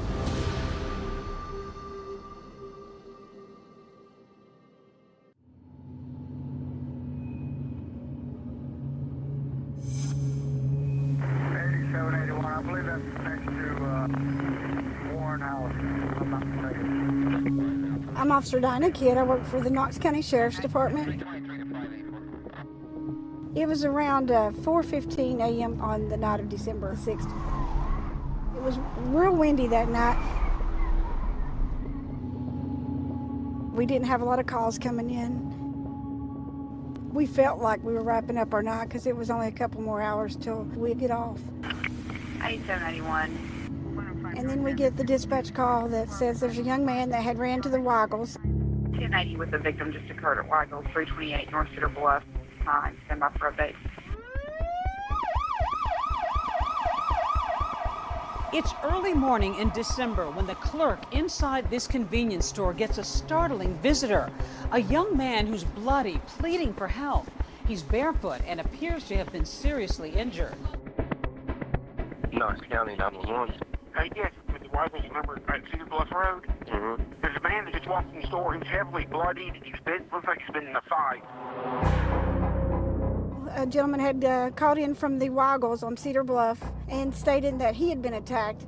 When he ran up to the Weigels, he had blood all over his clothing as he entered into the gas station. He had a stab wound to his face. He had cuts on his hands. He was stabbed in the chest. So he did have obvious signs of trauma on his body. Does he need an ambulance? Yeah, that's what he said. Okay, can I talk to him, please? Sure, he wants to talk. All right, what's your name? Jason Amami. Jason? A-M-A-M-I. Oh, now what happened? I just felt somebody stab me right in my chest. Somebody stabbed you? Me in my face. And that's the first thing I did was get up and run. He'd heard some noise. He came outside. He came out into the hallway, and he had seen someone in the hallway, which then came to him and attacked him. He eventually got away from the attacker, and Jason had ran out the door. He had on clothing that he was sleeping in, which was just a pair of shorts. He had left so abruptly that he didn't even take time to get his glasses or his shoes before leaving the apartment. He just ran out as quickly as possible to flee and get help. And while Jason Amami tells the clerk that he was able to get away, shockingly, he says he wasn't alone in that apartment. His roommate's still in there. Apparently somebody broke into his house. Is his roommate okay? He doesn't know. Is he okay? She was screaming very loud. Now, where's your address at? Redora Road. Redora? R-H-O-D-O-R-A. R-H-O? Park Apartment.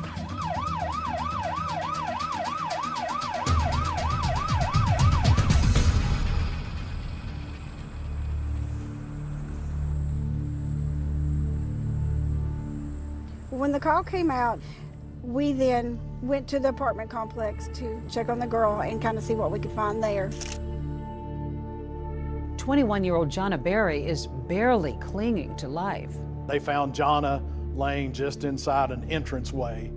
She was face down and had multiple wounds to her body.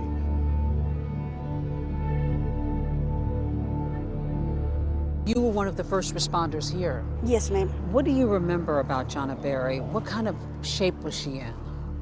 She was not in good shape. As soon as you opened the door, she was laying in the corridor at the bottom of the steps. Her apartment was at the top of the steps, and she was covered in blood.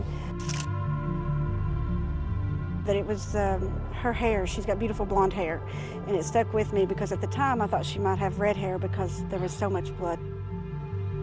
Just kind of moaning, making a few sounds, but was unable to talk due to her injuries. She did have a very large wound on her neck. She also had multiple stab wounds across her body. Over 25 wounds to her body. It was very obvious that Jonna had been in a fight for her life and that it was a very violent struggle. For me, it was one of the worst crime scenes that I have been involved in since being in law enforcement.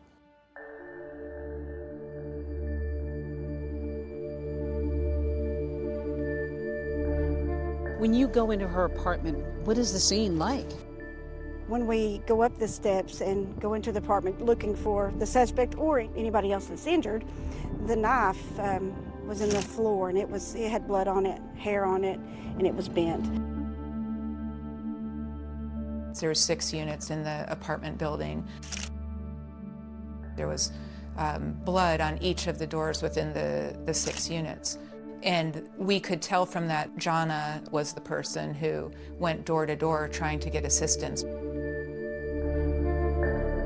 It's 4 o'clock in the morning. It's not the middle of the night, per se. One individual thought someone was breaking into his apartment. We called 911. Knox County 911. Yeah, we hear a lot of noise outside my apartment. There was a lot of banging on the doors right downstairs. Now I hear some sort of yelling, something. I don't know what it is. Mm-hmm. Get someone out. He looked out his peephole of his door. Do you see anybody outside? I look out the peephole. Yeah. What's your name? Just hang up on me. He didn't see anyone. It's because Jonna was crumpled on the ground below that peephole. Absolutely heartbreaking. Unfortunately, the call dropped and there was no other activity. So everything we have for Brandon Park apartment. Once the residence was cleared and we noticed there's no one else injured in the apartment, we go back down the stairs. I go back to her. So I leaned down and was talking to her, asking her if she knew who done this, if she knew where they went. I was just asking her all kinds of questions, try to help us find out who done this and what had happened. She would move around a little bit, but she couldn't answer me. So by this time, I just kind of held her hand and waited on EMS to arrive.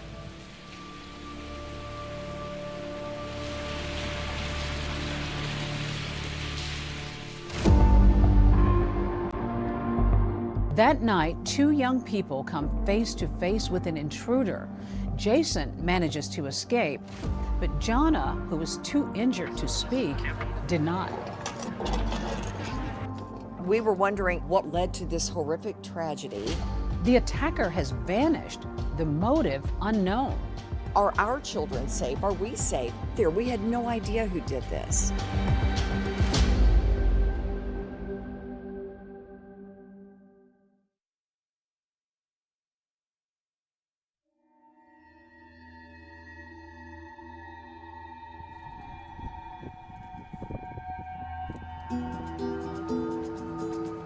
Police launch a full-scale manhunt across the Knoxville community. Inside that foyer, Jonna Berry is still alive, brutally wounded, and struggling to hold on. I just held her hand and waited on EMS to arrive. I remember distinctly that it was raining when I got to the scene. Jonna dies in the ambulance, her fight ending before she ever reaches the hospital. What do you think that may have meant to her or to you to even just be there to comfort her? I hope it helped her, and to me it would mean a lot if that was my child there.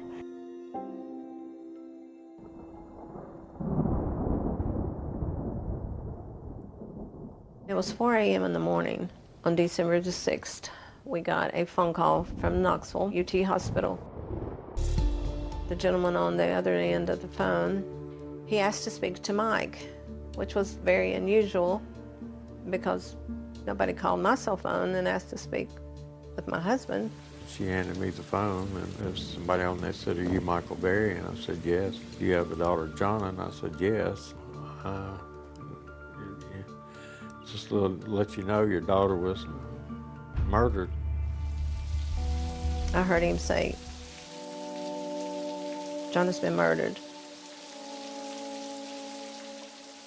And at one point, I was praying. It wasn't her.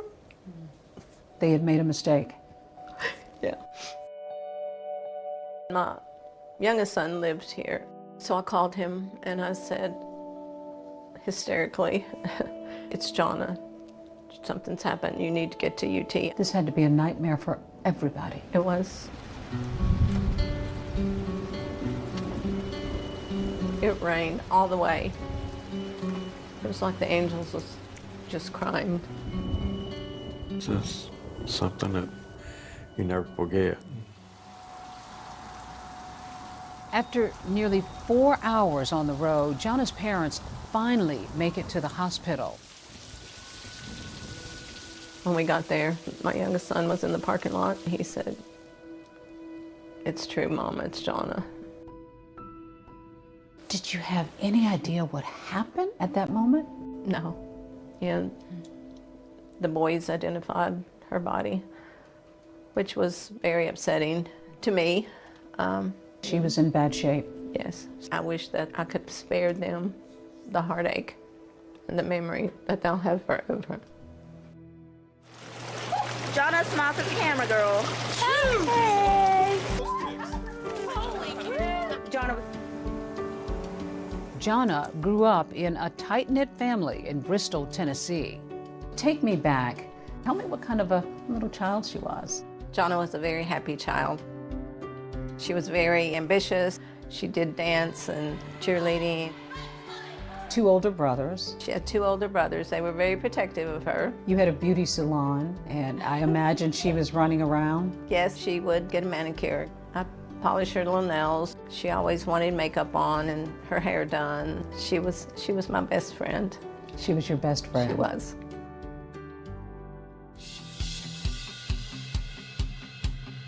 After high school, Jonna heads off to East Tennessee State University, where she gets a degree in child psychology. What was it that she aspired to? What were her aspirations? She wanted to devote her life to children. She wanted to help them in any way she could.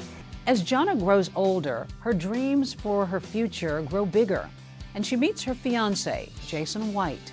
Jonna got engaged when she was 20. Kind of young. It was young, but she knew what she wanted, and she worked hard to get it.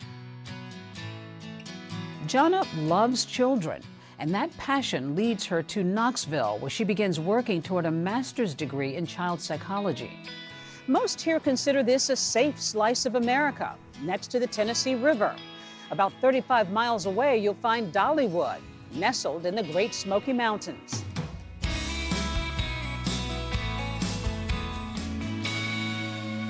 She's going to school, she's moving, about to get a new degree. That's a lot.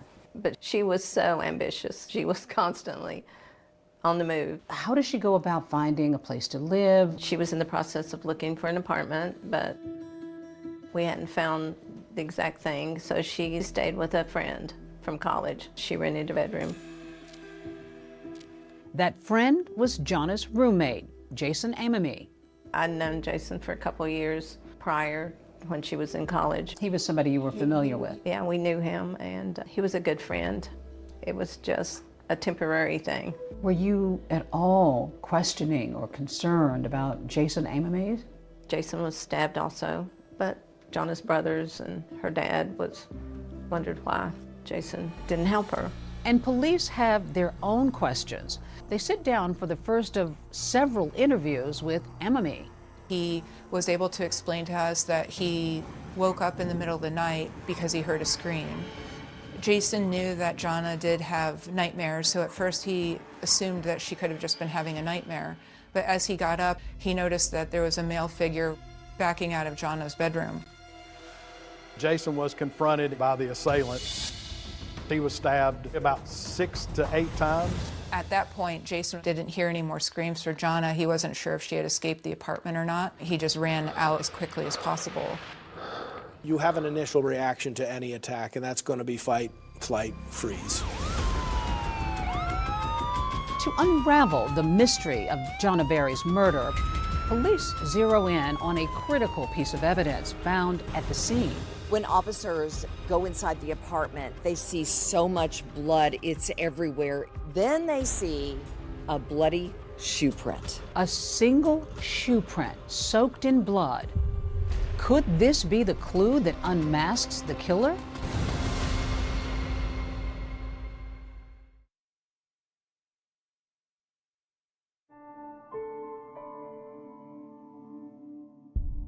Jonna was funny, charismatic, intelligent. She just had this aura about her that just drew people in. Who would want to hurt somebody that was so pure? Christmas was Jonna's favorite time of year, her family says. And just hours before the murder, she and her mom were on the phone talking about picking up gifts for the holidays.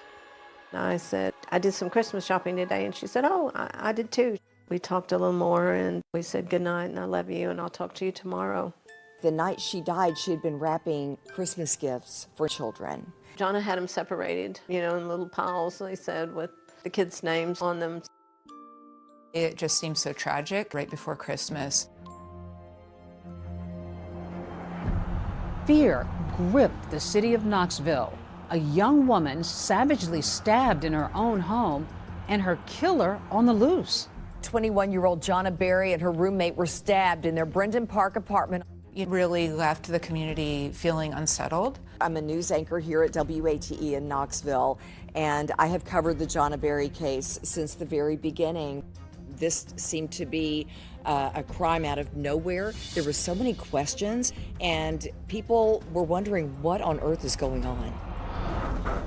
To this day, Jonna's mom, Joan, can't shake the image. Her daughter bleeding, terrified, pounding on doors, and nobody answering. When you heard that she frantically ran asking for help and nobody answered their doors, what did you make of that?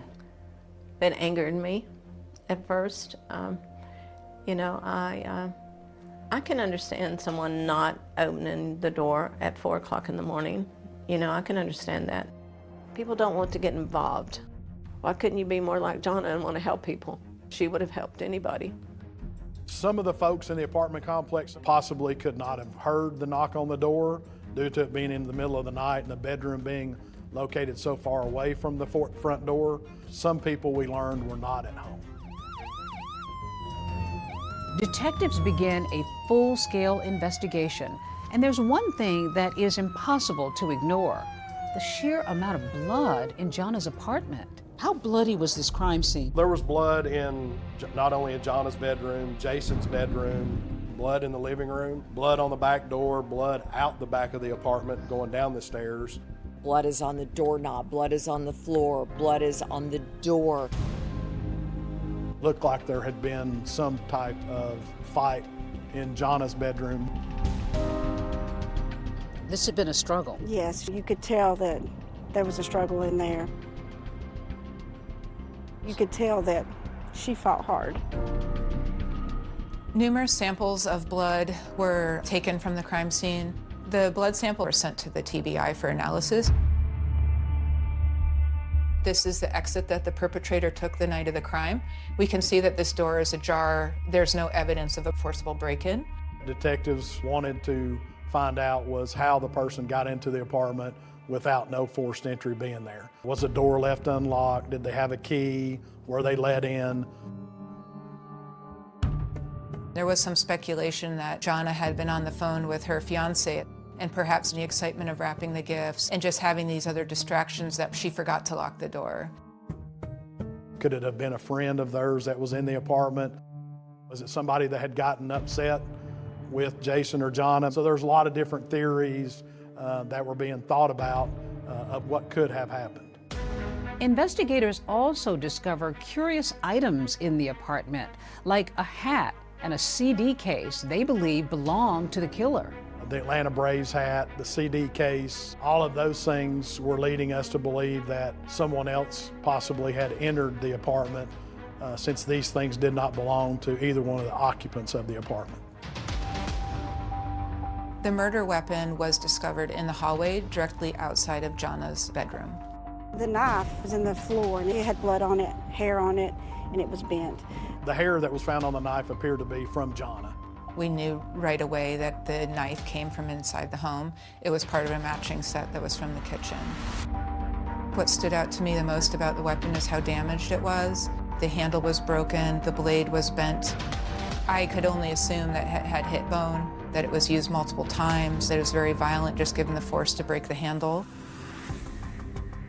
While the murder weapon reveals a violent struggle, there's a single piece of evidence left on the blade which might point to the hand that held it. There was a partial fingerprint that was found on the knife. There was an unknown DNA that was found on the knife. Now that's got to be important because now that's going to be something that's going to lead you to somebody. Oh yes, very, very important. If we can match a fingerprint or a partial fingerprint to someone, that would help. Our guys photographed it, sent that off to the lab to see if they would be able to get the fingerprint off of there and see if it was in any kind of system or database that they had. But police aren't finished yet. In Jason's room, they discover a piece of cardboard, and on it, a damning piece of evidence. There was a very pronounced shoe print. And what stood out about the shoe print the most is that it was in blood. Detectives also take note of the shocking number of times that Jonna was stabbed. Jonna's autopsy revealed that she... As far as the hospital goes, that was sort of a dead end. It never produced any kind of information either. Jonna had no enemies. You know, nobody ever expressed being angry with her, or she never had any trouble with anybody. We had no earthly idea of who could have done this. We really focused mostly on her closest circle. The first people that we wanted to clear from Jonna's murder were Jason, the roommate, and Jason, her fiance at the time. The violent nature of the attack, the numerosity of the wounds, all hinted towards some sort of personal relationship that she may have had with somebody. Joan Berry says her daughter met Jason White at a party when they were both students at East Tennessee State University, and the romance moved quickly. We're very fond of Jason. She got engaged at Christmas, and she couldn't wait to show me her ring. She wanted more than anything to be his wife and be a mom and raise a child with him and have them grow old together. She was so excited to marry him. After graduation, Jason moves to Michigan to get his law degree, while Jonna moves to Knoxville to continue her studies. He was in Michigan, and every night she would go to sleep with them talking. And then when she would go to sleep is when he would hang up. In speaking with Jason White, he had explained to us that he talked to Jonna that night. Detectives learned through his cell phone records that his cell phone appeared to be in Michigan the entire time. No, there was no suspicions in my mind. I had never crossed my mind that Jason White ever did that. Very quickly within the investigation, Jason White was cleared as a suspect. Police are also interested in talking to the other Jason in Jonna's life, her roommate, Jason Amami. So, how are you doing? I am doing good. Police interview Jason the day after he gets out of the hospital, where he was treated for wounds to his chest, face, and hands. Once Jonna's fiance was ruled out, all eyes went to her roommate. And one of the first questions investigators asked him was, do you have a romantic interest in Jonna? As far as your relationship with Jonna, how long have you known her? I've known her for probably at least over 5 years. Okay. Did you guys ever date? No. Never? No. I was living in Knoxville and she needed a place to stay, so I said I'd be happy to let you live with me. That wouldn't be a problem. She's got her fiance, but this is another guy. What did you make of the arrangement for her to move in with a guy as a roommate? I was fine with that. I'd known Jason for a couple of years. He was a boyfriend of one of her good friends too, so, and even her fiance, Jason White, he didn't have a problem with it. He tells Detective Delgado that on the night of the attack, he was watching TV when Jonna decides to go to bed. She probably went to sleep about 10:30. I probably went to sleep 12:30 around there. What do you remember after that? I just remember waking up, hearing screams. I looked at my alarm clock. I believe all I remember seeing a 4, so probably 4 a.m. sometime. Jason says it's not the first time he's been awakened by Jonna screaming at night. She sleeps very light. She told me when she first moved in, she said, you know, if I wake up and I'm scared or something, you know, just come in and check on me, make sure I'm okay. At first, he assumed that she could have just been having a nightmare. But as he got up and he was leaving his room to enter her bedroom, he noticed that there was a male figure. Next thing I remember is I'm on my bed, and he's on top of me. I just remember fighting with him. He punched me in my face. I kept telling him, I was like, what do you want? He just kept telling me, shut up, shut up. And then I felt a sharp pain right here, and that's when I knew he had a knife. He grabbed the knife to try to get it away from the individual. He kicked the individual in the groin area. The individual went back against the bedroom wall. He saw an opening that he would be able to get out of the bedroom. At that point, he didn't hear any more screams for Jonna. He wasn't sure if she had escaped the apartment or not. But at that point, he just ran out of the apartment as quickly as possible. You ran out of the apartment. Did you take anything with you? I didn't even think about it. What were you wearing? I was wearing blue workout shorts, which I wore to the gym, and a pair of boxers. Okay. And that's all I was wearing. I just ran straight out the door and right across the street. And I was banging on some of the doors at the other complex. Investigators zero in on an important point in Jason's story. He came face to face with his attacker, Jonna's killer. Now, let's just go through what this guy looks like. He's got short hair, kind of like mine. It's like a brownish blonde color. He felt confident that he would be able to identify the person, provide a sketch of what this individual looked like. This is Tom. Tom, this is Jason. Hey, how's it going? Tom's going to help you with the composite. Using Jason's detailed description of that attacker, police are able to generate a photorealistic computer composite of their suspect. So he's able to give you some details about what this intruder looked like. Yes, because he was face to face with that person. So he's really the only living survivor that can give us a description of the individual. Despite Jason's cooperation, investigators say they still have lingering questions about Jonna's roommate. There was no forced entry, and I think that led investigators to probably focus a little bit more on Jason Amami. Also, we had to look at the murder weapon came from within the apartment, within their own knife set. So, Jason had access to that. Could he have gotten the knife and used it to commit this crime? Could he have cut his own finger? It'd be pretty hard to stab yourself in the face close to your eye, but we couldn't rule that out. Is Jason a victim or a suspect? Investigators take him back to the scene of the crime. Will his story hold up? He just kept stabbing and stabbing. That's at the point to where I noticed he finally had a knife. The walkthrough was really important for us. Look for inconsistencies regarding what he was telling us about the scene, what happened that night.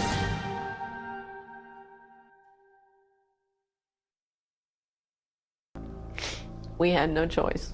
But there's an unexpected guest at the funeral. Just 48 hours after he was released from the hospital, Jonna's roommate, Jason Amami, attends the funeral. And so do detectives. There was a lot of chatter about the fact that Jason had run from the scene and leaving Jonna there essentially to die.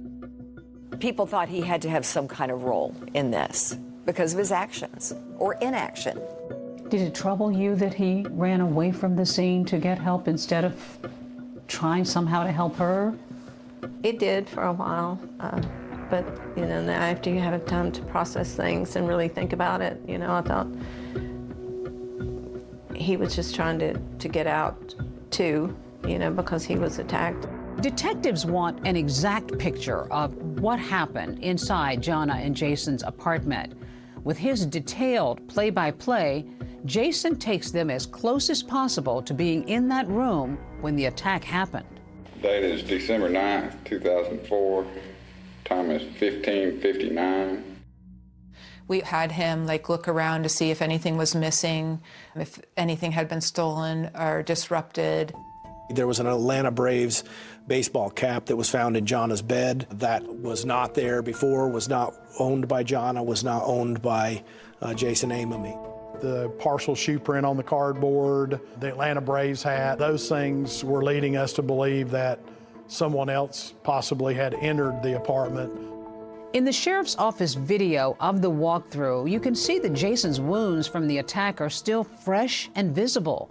Still, he's able to calmly describe the evening's events in great detail. I came home from the gym and the door was locked. Jonna was sitting right here. The walkthrough was really important for us to watch his body language, listen to him, look for inconsistencies regarding what he was telling us about the scene, what happened that night. He tells police the same story he did in his interview the day of the murder. Jonna went to sleep first. He went to bed around 12:30 and then was awakened around 4 a.m. I heard a scream.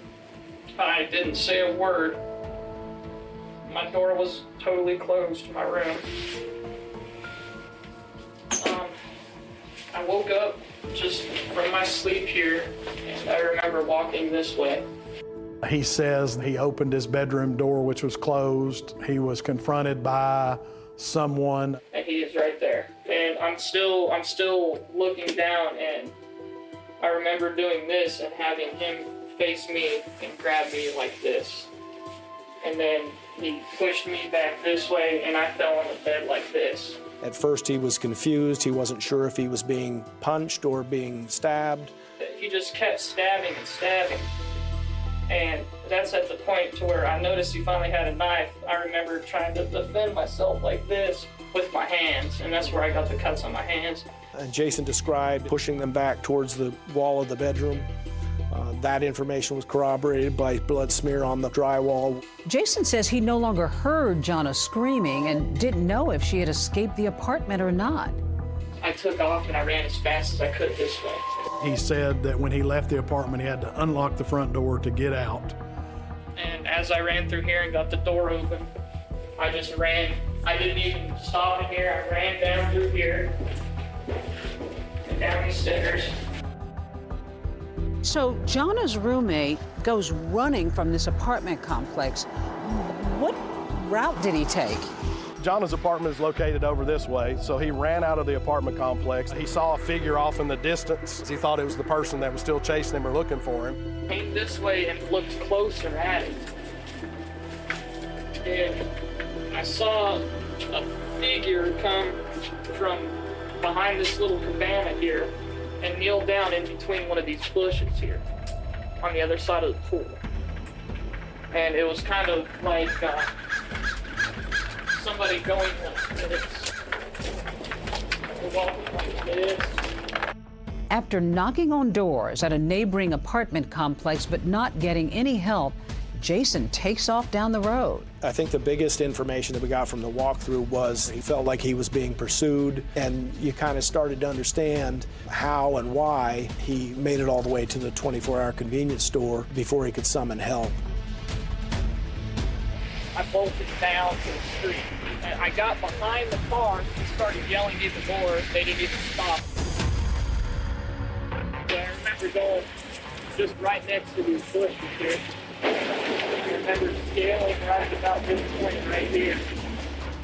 And then when I got to the door here, I looked inside and noticed the clerk. I got to here, told him to get help. After that minute-by-minute account that was consistent with his earlier statements, detectives are now less convinced that Jason could be the killer. But is he telling the full truth? When Jason was confronted by the polygrapher, he became very upset. Turn your chair around, let's talk. Yeah. Your scores were substantial, Faith. Where am I wrong then? I have told you the 100% truth. And new physical evidence leads to more questions than answers. There was Jonna's DNA, Jason Amomey's DNA, and there was an unknown DNA that was collected. They realize there's a third party that was in that room. And a twist so wild, not even seasoned investigators could see it coming. I felt very confident. This has to be our guy.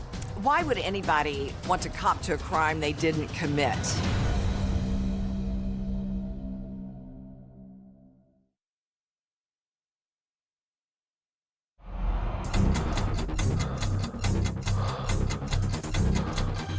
Families still looking to track down a murderer tonight, nearly 3 years after their daughter in UT co-ed is killed in her apartment. What is that like for you as a family to have your daughter murdered and no one arrested for it? That was the only thing on my mind from morning to night. That's all I could think about. When it comes to this mother wanting to find answers, she would stop at nothing. We need to know who did this to Jonna. We need answers. We would follow up with the tips that we would get. Ruling out suspects. All I'm trying to determine is the truth. And I'll give my point, Jason, that you haven't told it to me. I have told you the 100% truth. And seeing what's left. There was an unknown DNA that was collected from several locations inside and outside of the apartment. Now that's got to be important because now that's going to be something that's going to lead you to somebody.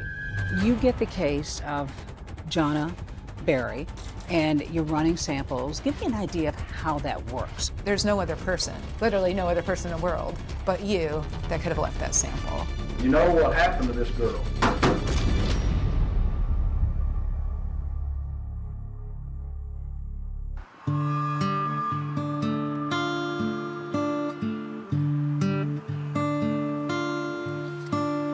Here in Knoxville, we don't have a murder every day.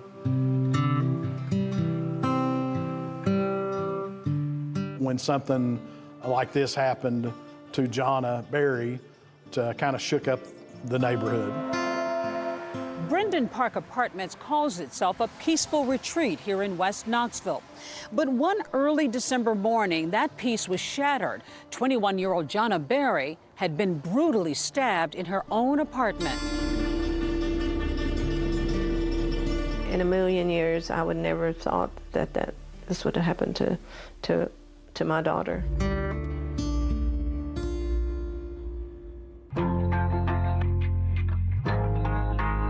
21-year-old Jonna Berry and her roommate were stabbed in their Brendan Park apartment on December 6th. The roommate who survived was able to call police, but Jonna didn't make it, and her killer is still on the loose. Based on the description that Jason gave us, we had a composite sketch made. This is who sheriff's investigators are trying to identify. He's in his 20s, about 5 feet 8 inches tall, 150 pounds. The thing about the composite, it has some really distinguishing features. Kind of almond-shaped eyes, widow's peak, kind of a blunted nose, but a white male. If you think you have information that could help the case, you're asked to call the sheriff's office. Leads were coming in, but leading nowhere. Meanwhile, Jonna's mom turns her grief into frustration. The weeks go by, no arrest. What is that like for you as a family to have your daughter murdered and no one arrested for it? We called every day. We would call the detectives. There was that feeling that detectives and the sheriff's office weren't doing enough, when in reality, they were working this every day. There just weren't any answers. Jonna Berry's family is still upset over a lack of closure. I can tell you that the 2 detectives assigned to the case were running nonstop, chasing down leads, going through tip lines. All of those things were happening, but the end result wasn't there. It was very hard for me not to have an answer for Jonna's parents, and speaking with them on a daily basis, letting them know there's nothing new, there's no more leads. I became so worried that it would become a cold case and we would never get answers. I kept it in the media. I did everything that I could. You turned your grief into action. I did. I did. Yesterday, they were at the track in Bristol. Today, a church in downtown Knoxville. She called me every time she was doing something different. Hey, we're going to put flyers at the cleaners. Can you come? Joan used her own money to put billboards all over town, including a heavily traveled stretch of I-40. We had several billboards with Jonna's pictures, with the picture of the composite on them, and $70,000 reward. A local grocery store chain had information about seeking help to solve the unsolved murder on their delivery trucks. We handed out flyers. Family and volunteers put flyers on cars in the neighborhoods around through there. I don't think I could ever be as strong as Joan. She wouldn't stop. She digs in and she just goes. That was the only thing on my mind every day, from morning to night. That's all I could think about was who would kill Jonna. While the investigation has made little progress in naming a suspect, things are moving ahead on the forensics front.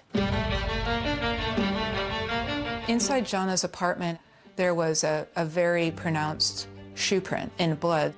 We ended up sending off the cardboard that the tread pattern was on, and we got information back from that this tread appeared to be this type shoe, Faded Glory.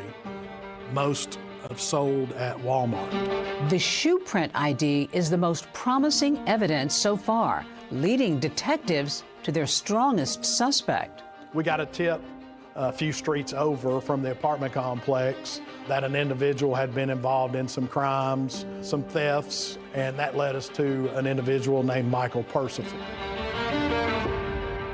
He lived in a trailer park, probably within a few miles of the apartment complex.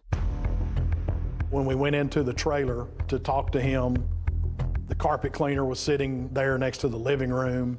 A carpet cleaner isn't necessarily suspicious in and of itself, but what if somebody was using it to clean up blood tracked in on the bottom of their shoe? Detectives ask Percival if they can look at his shoes. Detective Delgado retrieved the shoes for Michael Percival, and she noticed the tread on those being similar to the tread that were found in the apartment in Jason Amamy's room.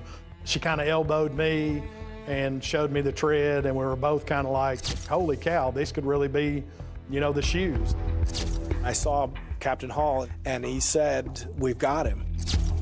He still had the shoes, Kevin. He still had the shoes. Everything looked like it was lining up for us. Michael Percival was the individual responsible for Jonna's death. But does the shoe fit? We can't believe what he's saying. You know, it doesn't make any sense. And there are more questions for Jason Amamy as his patience wears thin. 100%. I have anything to do with this. Calm down. I'm getting out of here. I ain't getting out of here. Calm down. I feel like a suspect.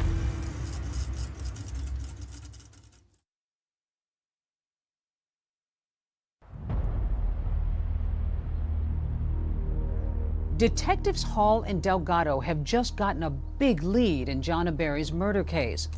They're led to a 19-year-old named Michael Percival.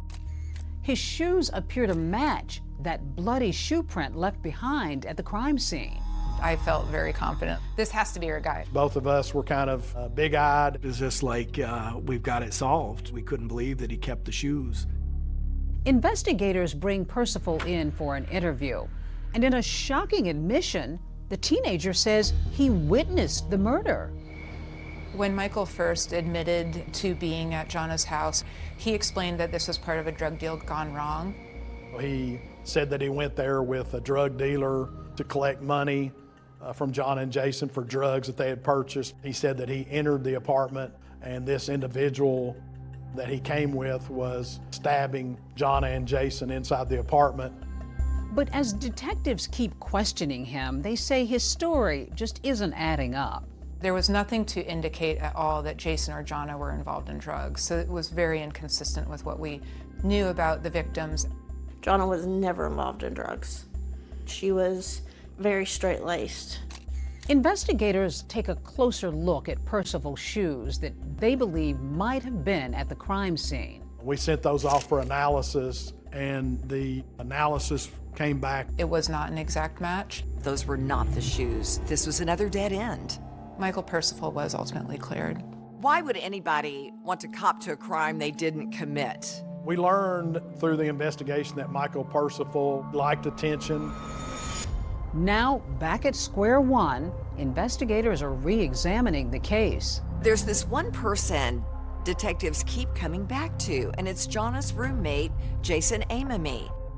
While evidence such as the CDs, a baseball cap, and that bloody shoe print suggest a third person might have been in the apartment, detectives still have questions for Jason. We wanted to 100% make sure that Jason wasn't involved in this in any way. Even if there was another person involved, that he didn't let them in. So police ask him to take a polygraph test. He agrees, and the test is videotaped. Are you ready to take this test? Sure. All right. If you would, Let me take off my sweatshirt. yeah, if you would. One of the main reasons that we asked Jason to take a polygraph is just simply to see like how cooperative he would be with it. Do you know for sure who caused the death of John Berry? No. Did you have prior knowledge that the person who stabbed Johnny would be at your apartment that night? No. But then things take a sudden turn in the interview room when the polygrapher begins to interrogate Jason. Jason, I want you to listen to me. Yeah. You know, I think you're a smart boy, but you did a part on that test. Did I really? You really did. Turn your chair around. Let's talk. Yeah. Why do you think you failed the test? I don't know. I was 100% truthful. The polygrapher basically started interviewing Jason Amemy and accusing him of being the killer. But I've been doing this for a long time, and there's something that you have not told me. Did you stab that girl? No. I did not stab her at all. Did you get just angry, perhaps, over something that she said or something that happened there? Never. And you just lashed out? Never. All I'm trying to determine is the truth. And I'll give And my you... point is, Jason, that you haven't told it to me. Where am I lying then? I have told you the 100% truth. It was the first time we really saw Jason react emotionally, in the sense you could tell he was very angered and offended by the question. Are you saying I did it?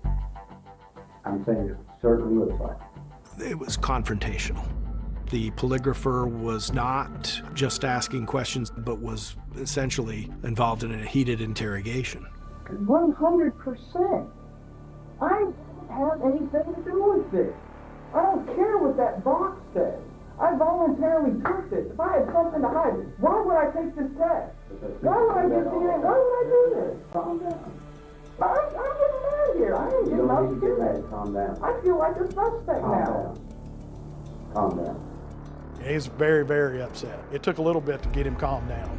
Police are reviewing Jason's test results when they discover there's an error. The polygrapher said that he failed the test. When we had two other polygraphers look at the results, they basically said that he passed the test. Besides passing the polygraph, detectives also aren't able to link that bloody shoe print or partial fingerprint on the knife to Jason, so he's ultimately cleared. Jason was originally from Colorado, and shortly after, he relocated back to Colorado.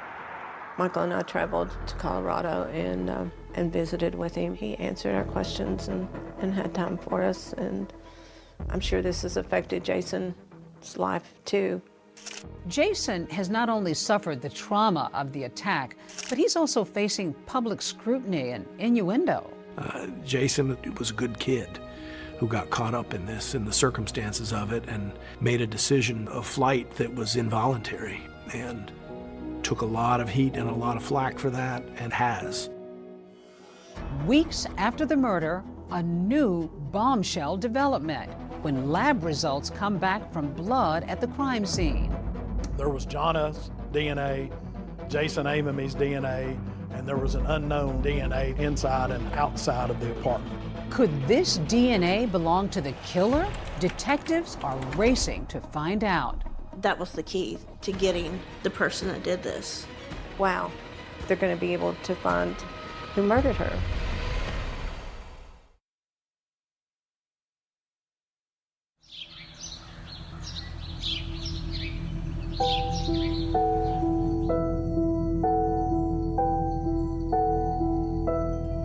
I see memories of Jana everywhere in the house, right? Yes. These are Jana's little baby shoes. They rest here? That's where they stay here all the time, yeah. Even though years have gone by since their daughter's murder, This is my pride and joy. I love this. in nearly every corner of every room, mementos of Jonna. This is Jonna's room. We call it Jonna's room. Jonna's room. Still, and I still have her wedding gown. You still have her wedding gown. All these years after later. 20 years. This is it.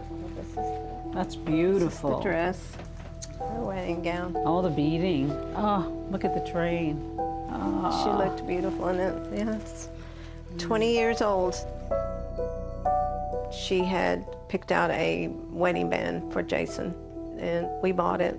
So Jonna's dad wears the wedding band. He wears it every day. Well, still got. She worked so hard and did so many things. That was a small gesture.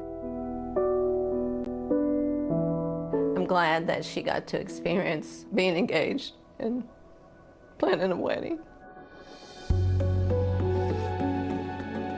Weeks after Jonna's murder, investigators still don't have a suspect. But then a break in the case. DNA results have just come in. There were 3 DNA samples found at the scene: Jonna's, Jason, and an unknown male perpetrator. The unknown sample, it was found in Jonna's bedroom. It was also found in the living room, and it was found on the back door and outside on the back deck. And we know that they exited out the rear of the apartment because the unknown DNA is not only on the back door, but it leads down the back stairwell. We found no unknown DNA on the front door or leading out the front door. Detectives also make a key discovery on the murder weapon. There was an unknown DNA that was found on the knife. The race is now on to find out who the DNA belongs to. We thought they're going to be able to find who murdered her. But after running that unknown DNA through a law enforcement database, investigators get some disappointing news. The DNA comes back to us. There's no one in the system that comes back to. They don't know who it belongs to. It seemed unusual to us that a person would commit a crime with such violence if they didn't have some sort of other violent history. They ran the DNA and no match. No match. While meeting with investigators, Joan learned something else that shocks her. Tennessee doesn't take DNA if you're arrested for a violent crime, only if you're convicted. I was absolutely shocked, and I even said, wow, well, that needs to be changed. And that's exactly what Joan does. For more than 2 years, hoping it might lead to her daughter's killer, she pushes for a new DNA law. I would go to the Capitol and introduce myself and ask them if they would support the DNA law. We're talking about any violent crime such as murder, rape, even robbery. Those people arrested would have to submit their DNA. Joan is a fighter, and she rose up like a phoenix. Jonna Berry was her name, and her parents, Joan is sitting in the back of the chamber here with me today, have been on a crusade. Well, a victory today for family and friends of murdered UT student Jonna Berry. I think this is a very important bill for every citizen in the state of Tennessee. You pushed and pushed, and you got this law passed in Tennessee. You changed the law. Yes, we did. Jonna's law. It is. It's called the Jonna Berry Act. But ironically, even after changing the law, Joan discovers there's still no match with that unknown DNA in her daughter's case. How did you find the strength to keep pushing? And this was the most important thing in the world to me, to find out who murdered Jonna. When it comes to this mother wanting to find answers, she would stop at nothing. To keep her daughter Jonna's name out in the public, Joan goes on national talk shows. Joan, what has it been like all these years? There's no words to explain what we've gone through. She even goes on the Montel Williams show seeking a psychic's help. Really need to know, we need to know who did this to Jonna. We need answers. Heartbroken warrior. That's who Joan is. That was my prayer always, to have an answer. And I believed in my heart that God would answer my prayers. Even if it took a while? Mm-hmm. And one day he said, "What are you worried about? It's gonna be okay." As the investigation into Johnna's murder went on, it really expanded. Thousands of tips came in. We would follow up with the tips that we would get. Every person that we came in contact with, we asked them to voluntarily commit to a DNA sample. We looked into any person that we possibly could, but it was just dead end after dead end. Then, about 2.5 years after Jonna Berry's death, So in this lab, we actually have dual a purpose. forensic scientist makes a key discovery. I said, oh, wow, this might be something. Our chief of detectives called and said that we all needed to get together, that he needed to talk to us. And he's like, get here as soon as you can.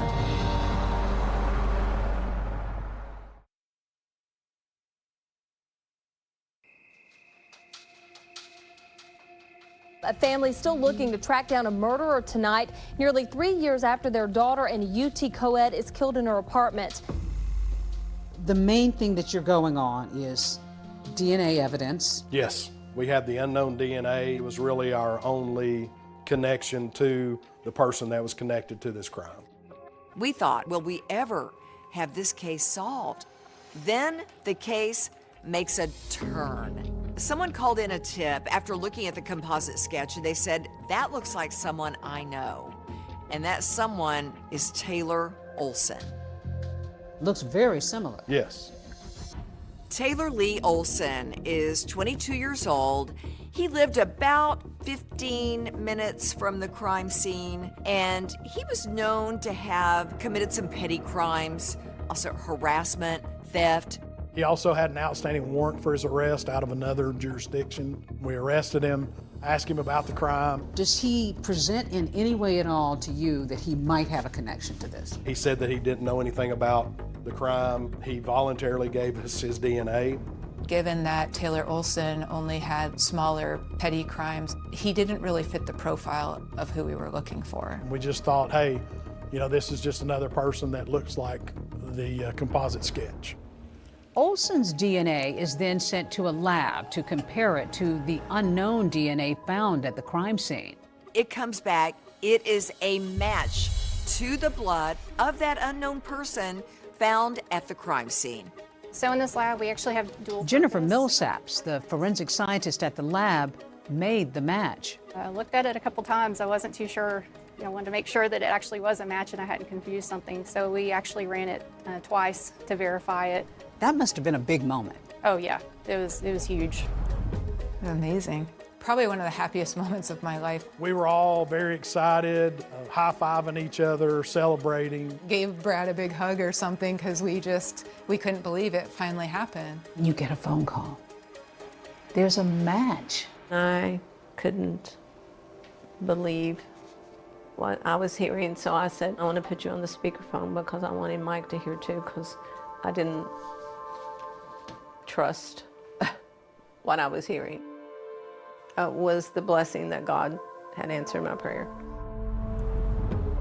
So when we come back to town, we learn that Taylor Olson has a couple more outstanding warrants for his arrest, a burglary and a theft.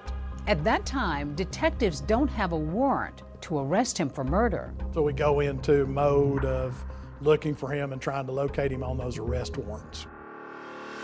He was found, ironically, in the mall where Jonna worked, in the parking lot of the mall. He was inside the trunk of a car. He was trying to hide from the officers. So we took him into custody. You had your suspect. We had a suspect. We wanted to give him an opportunity to explain why his DNA or his blood was found there in the crime scene. What's up, Taylor? How you doing, man? Very good. It was very important to us that he didn't have any upfront knowledge that we were going to talk to him about Jonna or the DNA. Do you know why you're here? Pretty much. What for? Guys accused me of breaking into his house and stealing a bunch of steal. Had you ever heard about the Jonna Berry homicide case before? Mm-hmm. So you'd never seen Jonna Berry before? Like, in person? Yeah. No, I never met her. Detectives decide to confront Olson with the DNA evidence. After I sent your sample off to the TBI lab, they got us a report back. It's a match for your DNA being in John Berry's apartment. Is this a joke? No. Like, I really don't know anything like it. Trust me, it's not a joke. Is there any reason that you can explain your blood being in John Berry's apartment? My blood was in John Berry's apartment. Right. You're serious? Yeah. He was very adamant that he was not there. He denied any involvement. You think killed someone? I'm just talking about the evidence, is what I'm talking about. I've never killed anyone. We knew he was there, of course, because of the blood, his DNA being there. So we're here to give you an opportunity. Okay. To, tell us what happened, why you were there, and why your blood was there. I have never been there. I don't even know killer. I haven't killed no one. I've never killed anybody. Never. There was no doubt in my mind at that point that this was the person that we'd been looking for. We have your blood there. So I'm pretty much huh? We're giving you the opportunity to explain. I don't have an explanation. What happened? Finally, we were just like, hey, he's just going to keep going and going with his story, and nothing's ever going to change. It almost seemed like he thought that he was going to get away with it. Olson is questioned 3 days in a row. And on the final day, investigators are about to make a breakthrough. I've been sitting out here in the hallway listening to this that you're talking about, and I'm just about sick of it. Why did you do this to this girl? And finally he said, okay, I was there. I can't believe this happened. You got the knife away from that person? Went kind of crazy?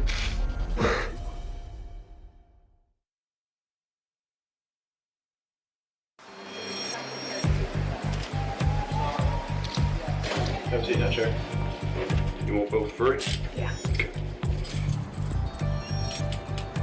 This is your opportunity to tell because this is your last chance. Your last chance to get your voice out there. You tell your side of it. We already know her side. On his third day of taped interrogation, Taylor Olson continues to deny any knowledge of Jonna Berry's murder.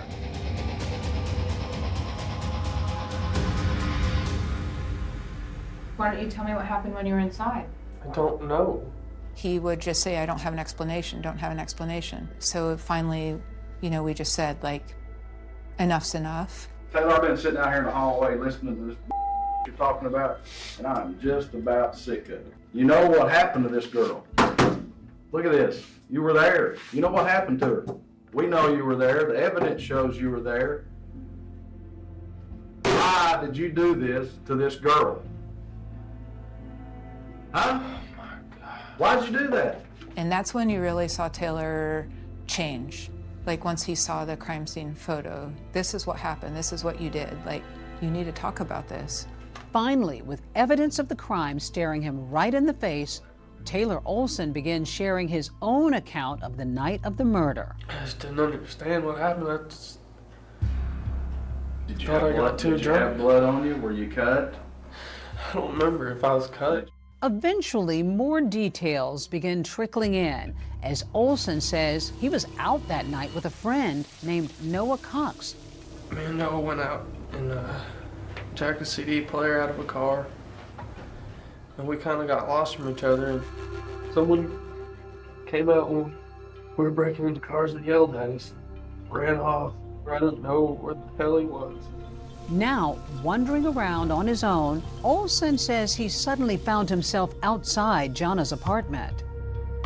He says he goes up back steps of Jonna and Jason Hamamy's apartment. I was looking for some keys.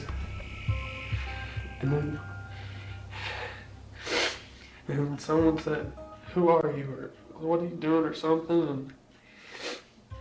And I was like, chill out. And then I just heard like a yell, and then I just felt the pain. He goes in Jonna's bedroom. Jonna wakes up. He says they get into a confrontation and she has a knife, stabs him on the arm, fought with her over the knife. She did fight back hard. She fought for her life. That's why the stabbing kept going on and on. You got the knife away from that person and just went kind of crazy? Yeah. I guess they were sleeping with it. I just freaked out. As for Jason Amami, Olson says he had no idea that another person was in the apartment. I didn't even remember anything about the guy until the news said it was 2 people. I didn't realize everyone got hurt like that. Did you just go in there and things just went wrong? I really don't know her, man. I've never met her. There's no reason for him to select that apartment other than the fact that it was the first apartment he came to that had an open door. And Jonna, according to her mom, was a stickler for locking the door every night. Nobody knows why the door was unlocked on that night. After nearly 3 years of unanswered questions, with investigators looking at people in Jonna's life and complete strangers alike, Olson's confession is startling. And to wind up having a random person, a break-in, nobody who's really connected to her, that's not common, is it? No, not really. It wasn't. It was a surprise to us, and I think everybody else was kind of surprised too. Now that Knox County detectives know Taylor Olson's full story, he prepares to tell his mom and sister the truth.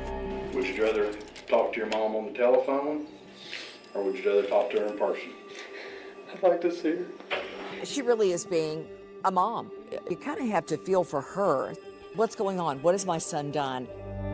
What happened, Tay? Taylor, I love you. It was an accident. Are you sure, Taylor? Taylor, I need to know. It's okay. I want to know the truth, okay? I can tell you. Okay. If you'd rather have an attorney, that's okay, too.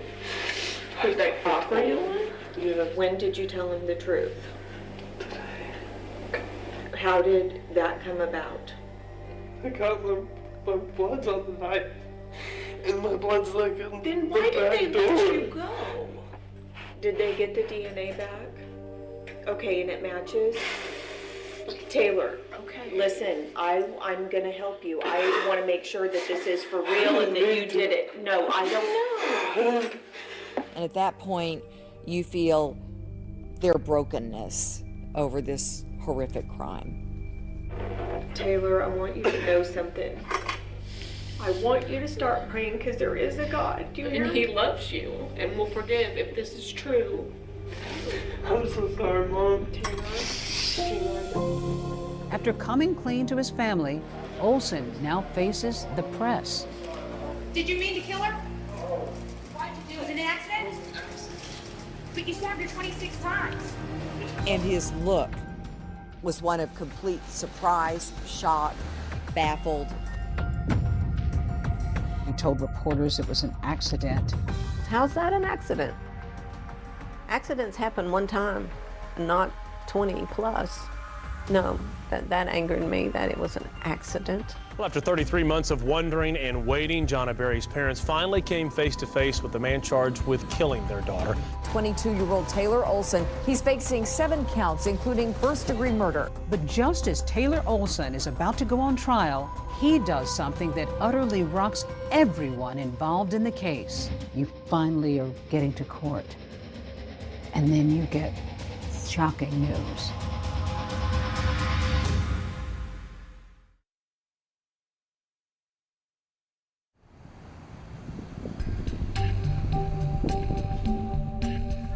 Our top story tonight. This man, 22-year-old Taylor Lee Olson of Knoxville, is behind bars. Now, today's announcement providing some relief to Jonna's family, who have spent years and countless hours searching for her killer. What was that like for you to see him and to come face to face with him in court? You look at that person and it's like, I know you're not supposed to hate anybody, but I hated him. Cameras were not allowed inside the courtroom for today's hearing, but inside, 22-year-old Taylor Lee Olson did not enter a plea when he was arraigned. Olson faces a 7-count indictment, including 3 counts of felony murder and 1 count of first-degree murder. They're planning for a trial, and then we get word Taylor Lee Olson is dead. He hanged himself in his jail cell. I got a call the Monday after Easter that he had been found in his jail cell, that he had fashioned a ligature with sheets.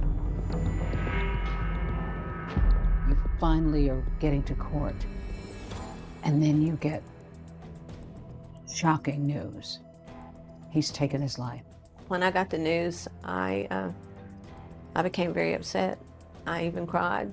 What were the tears for? Just tears of relief, because we don't have to fight the system. But Joan Berry wants confirmation with her own eyes that her daughter's killer is really gone. I called the DA's office and I said, I know you probably think I'm just a crazy old woman, but I want to see him dead, just the way I had to look at my daughter, dead. Joan and Mike wanted that. We met in the conference room in the district attorney's office and showed them photographs of Taylor Olson's autopsy. To some people it might sound cruel, but I think it gave me some closure. I think that the Berrys needed to see the photos of Taylor Olson because they were deprived of the right of a trial. Though there's no trial, the case isn't exactly over, because in writings left behind in his jail cell, Taylor Olson tries to argue his innocence from beyond the grave. I read a bunch of letters that said, I didn't do it, and hung himself. That's a coward's admission of guilt. Olson writes a long note called The Story, where he tries to shift blame by bringing back a familiar name. Taylor Olson said he didn't do it and that Noah Cox, his friend, is the one who committed the crime. Noah Cox was the individual that Taylor said he was with when they were breaking into vehicles and were separated. In an audio recording with investigators, Noah Cox denies breaking into cars with Olson that night, and he's adamant that he was never in Jonna Berry's apartment. Mr. Cox, were you present in the apartment when Jonna Berry was murdered? No, sir. The whole story just really doesn't make sense. We had talked to Noah Cox. He had submitted to a DNA sample. His DNA didn't come back as a match to the unknown sample. There was no evidence showing that Noah Cox was ever in that apartment. There's no other blood samples, fingerprints, nothing to indicate that anyone but Taylor was there. Taylor Olson's partial fingerprint was ultimately found on the murder weapon. Was there any part of you that felt any sadness for the outcome? I felt sad for his family. Two families' lives have been ruined, you know, painfully. I'll never see my daughter again. Now they'll never see their son again. Through their pain, Joan and Mike Berry stay busy, focusing on the laws they've changed and all the victims they've helped. And now here we are at the TBI, where there is big change. There is change. There's now a memorial to Jonna at the Tennessee Bureau of Investigation's Knoxville DNA lab.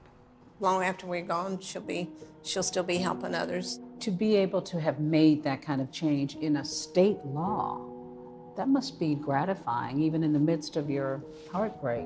It is very gratifying, but it's also sad that this had to happen to my daughter. And when Joan and Mike aren't tirelessly fighting for victims' rights, every senator vote on the bill. Every senator vote has every senator voted. You do remember that one? August the 26th or 21st birthday.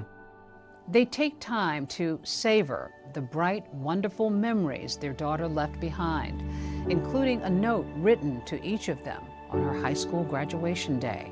I still have the letter, so I'd like to read it to you, and it says, "Dear Mom, I want to thank you for being my mom. You have always been the one I could turn to, no matter what. The only true friend that I've ever had. I only hope that someday that I'll be a mom as good as you are. I hope that I have made you proud, and I hope I will continue to make you proud in the future. I love you, your daughter, Jonna." I love you guys. She loved life. You know, I can still see her in her little red convertible with the top down and her ponytail blowing in the wind. Jonna, smile for the camera, girl. Hey. Jonna's dead, but she's not dead in my heart. I plant flowers in her memory. Sometimes I'm outside, I think butterflies remind me of her. So she's still with you? She is.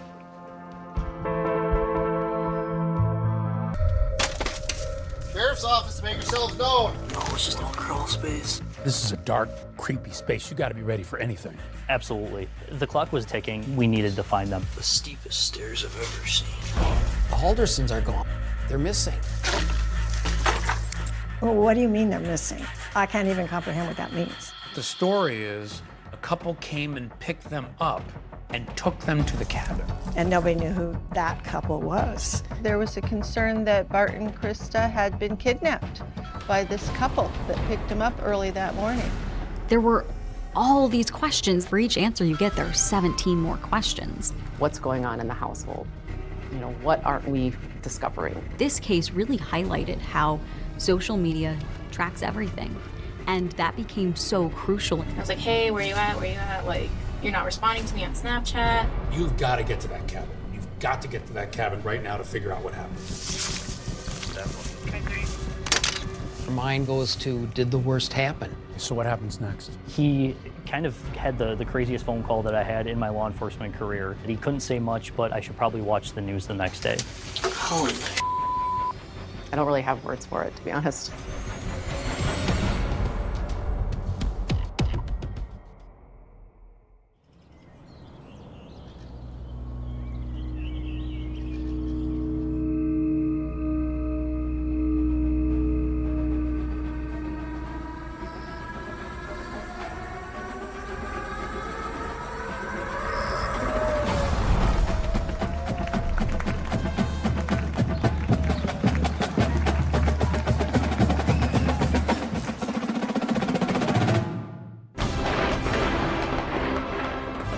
Of July.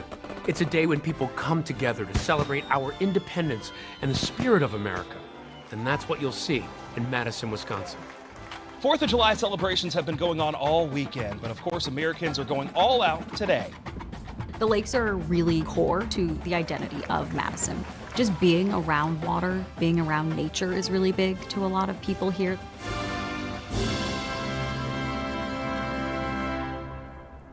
Madison is Wisconsin's gorgeous capital city. Built on a strip of land connecting Lakes Monona and Mendota, generations of families have come here to lay roots. But as residents of a small town just north of here would come to know, secrets, lies, and betrayal don't stop at these shores.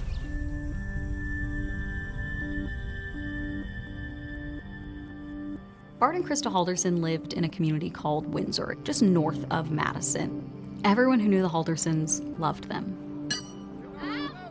We used to have a horseshoe league. Bart and Krista were on a horseshoe team. We competed against them 2-3 times a year. And just being neighbors, they were just people that ran into all the time. Absolutely salt of the earth people were Bart and Krista. Their house always looked good. It was well manicured, it was well mowed, it was always taken care of. There were competitions in the neighborhood about who had the best lawn and who cared the most about their yards, and Bart cared about his yard. Krista is an administrative assistant for a local auto shop, and Bart is an accountant. Bart and Krista, they weren't rich, but they were comfortable. Yeah, they were just regular people trying to do their best. She was the youngest cousin, bright red hair. She was the baby of the family. Barbie Townsend grew up in Southern California, but would often visit her younger cousin Krista at the family's rustic cabin in northern Wisconsin. Krista was fun, energetic, creative. She just was very exuberant, very outgoing. Happy person, it sounds Very like. happy, yeah. Loved her lot in life. I know you got to know Bart a little bit later, but what was he like? I was happy for her that she found her person, and they were a really good team. They complemented each other. Definitely, definitely. You know, he would have his strengths and she would have her strengths, but they always worked together. Barbie told me that nothing matters more to Krista and Bart then their 2 sons, Mitchell and Chandler. They poured themselves into their children. They did family nights, game nights. They would cook dinner, barbecue together. In spring 2021, Krista had sent a picture of them all standing together. She was so proud of them.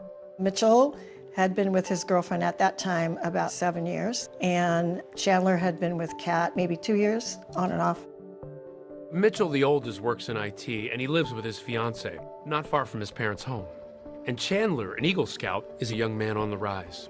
He's working part-time for an insurance company, living at home while finishing his college degree. And that's not all. Chandler had told his family about this great job opportunity he had been given with SpaceX. He would move to Florida, and actually he would bring his girlfriend with him. Everything was going well for everyone. I don't know any family who wouldn't want to be in the situation the Haldersons were in. But in June of 2021, the Haldersons' good fortune takes a turn. Their eldest son, Mitchell, was diagnosed with diabetes. And then right after that, their younger son, Chandler, fell down a flight of stairs at the Haldersons' home. He was taken to the hospital, and he was diagnosed with a head injury. In that picture, on Father's Day of 2021, standing next to Bart, he's got the brace on. His neck was injured and it was going to affect his ability to walk. He might have a colostomy bag, he couldn't fly, so he couldn't go back to Florida for the job. Like his whole life was going to change because he had this fall. I know once he was in that neck brace, his job situation with SpaceX was kind of pushed on the back burner. It seemed like he would not be able to take the job at SpaceX. He wouldn't be able to help around the house. He wasn't even able to walk properly. And after that, Chandler required help. His mother would assist him going up and down stairs, would bring him meals. Although Krista doted on her sons in their time of need, she rarely missed a day of work. So on Friday morning, July 2nd, when she fails to show up at her job, co-workers are concerned. Krista was one of these people who was always at work, and she always let people know what her plans were. It's a Friday right before the 4th of July holiday, but she hadn't asked off. She hadn't told anyone she wasn't going to be there. It was really unusual for her to not show up for work. She'd never done it before. She wasn't answering her phone. A co-worker decided to go over to the house and make sure she was okay. When he looked in the garage, both of the Haldersons' cars were there. The Haldersons aren't here. Their cars are here. Where are the Haldersons? Now, the Haldersons have a family cabin they love to go to on weekends. And initially, there's some speculation that this is where Bart and Krista are.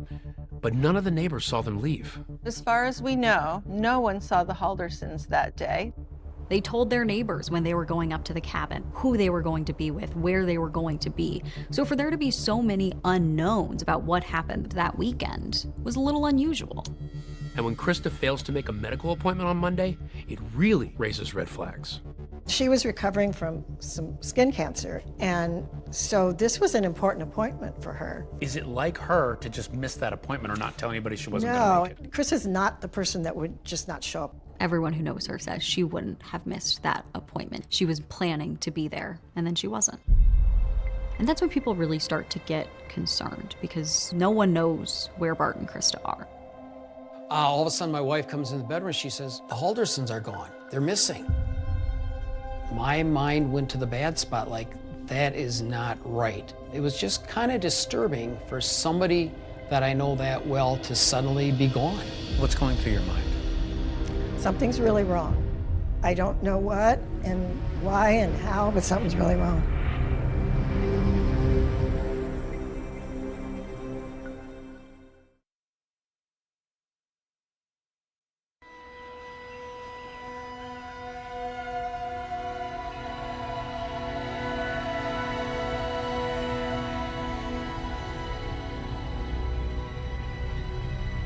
The strange disappearance of Bart and Krista Halderson is a mystery, captivating local Wisconsiners. Are we rolling? We're rolling now. Including a pair of podcasters. I'm Jill. And I'm Richard. And we do the True Crime Brewery podcast.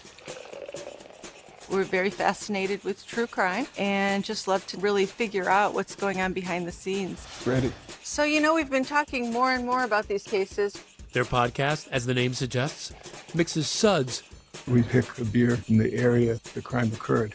with sleuthing. Today we're covering a case from Wisconsin. And have I got a beer for you? I feel like it brings together the personality of the city where the crime happened. Bart and Krista Halderson, they are just everybody's neighbor, everybody's family member, just working hard, trying to take care of their children, trying to provide the best for their family. Bart and Krista just loved the 4th of July. You could always catch them at the parade.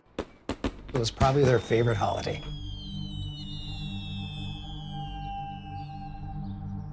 But that weekend, in July 2021, strangely, the couple are nowhere to be found.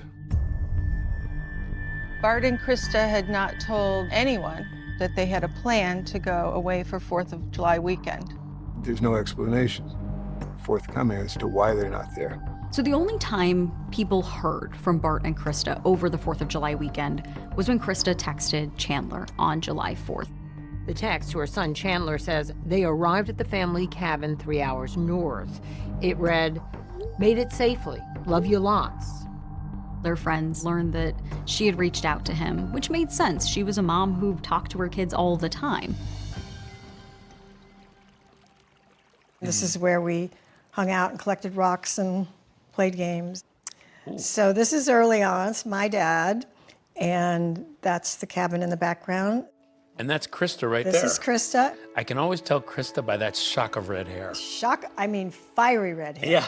And she was the youngest. The cabin has been in Barbie and Krista's family since the 1940s, when it was built by their grandfather. That was like the heart and soul of our extended family. The cabin was our way to get back together and be together. There was no phone, no indoor plumbing, very rustic. Sounds like this was a place where you and Krista really bonded.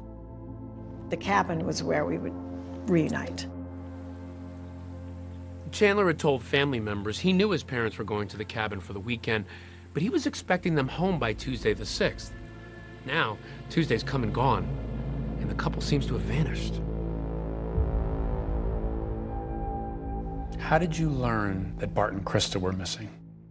I got an email from my cousin that said, "Please pray, Bart and Krista are missing." And I remember thinking, what do you mean they're missing? I can't even comprehend what that means. And so we started calling cousins, like what's happening? On July 7th, 6 days after Bart and Krista were last seen, Chandler heads to the Dane County Sheriff's Office to report his parents missing. Chandler says, "I haven't seen my parents. We need to start looking for them." Detectives Sabrina Sims and Brian Shunk will lead the investigation, and they meet with Chandler later that day at the Halderson home in Windsor. At that point, you're here just trying to figure out what happened. Yeah, just to ask more follow-up questions and trying to get the timeline of events. His parents left around 5 a.m., basically left without a peep. From everything that you knew about Bart and Krista, was that the kind of thing they do? No, we were learning from friends and family that that's completely out of character for them to not tell people where they were going. Chandler tells detectives that his parents planned to fix a water pump and a fire pit up at the cabin, and that both were damaged in a recent storm. So he says he helped them pack supplies, including a pipe wrench, a hatchet, and gas cans for a chainsaw. He also said that they brought alcohol and cash with them. He mentioned they were maybe going to a casino to go gambling. We learned that it's out of character for them to go gambling and that the Haldersons, especially Bart, was pretty frugal with his money. When investigators inspect the Halderson home, they see both Bart and Krista's cars are still in the garage. Both their cars are still there. Say, what's going on with that? Chandler says, well, they went with this other couple. I don't know who they are, but they took the other couple's car. Chandler tells detectives that his parents left in an unknown vehicle, and when detectives review neighbors' home security cameras, they spot a white van driving down the Halderson street in the early morning hours on Friday, July 2nd. Could this van be the vehicle driven by that mystery couple? We were looking for a van. It was an unknown vehicle, and then we saw it on surveillance camera. Hoping he might know who the couple is, investigators speak to Chandler's older brother Mitchell, who lives close by. But he says as far as he knows, none of his parents' friends went with them to the cabin. Nobody knew who that couple was. No phone numbers, no names, nothing. I mean, for them to drive up to the cabin with somebody that nobody even knew who they were, that was very odd. Where's the other couple? That was the other thing. Where's the other couple? Because no one's heard from them, whoever they are. They're gone. Their cars are here. What are you thinking? I think at that point we decided we need to send a team up to the cabin. You've got to get to that cabin right now to figure out what happened. Yeah. I have to imagine your mind starts going to terrible places. Yeah, your mind starts thinking all kinds of things. And when investigators finally reach the cabin in the woods, Sheriff's office, make yourselves known. what or who will be lurking in the shadows? What's a little crawl space? Holy.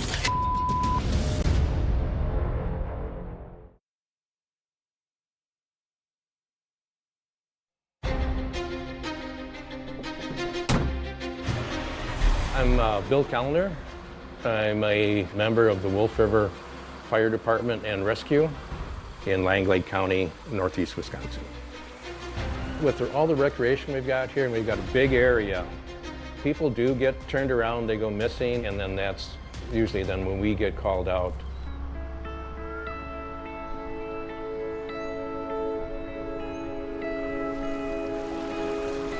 The Wolf River area is really a nice area, fairly lightly populated, but we've got a lot of great recreation. We've got the Wolf River, very popular fishing stream, lots of recreational opportunities.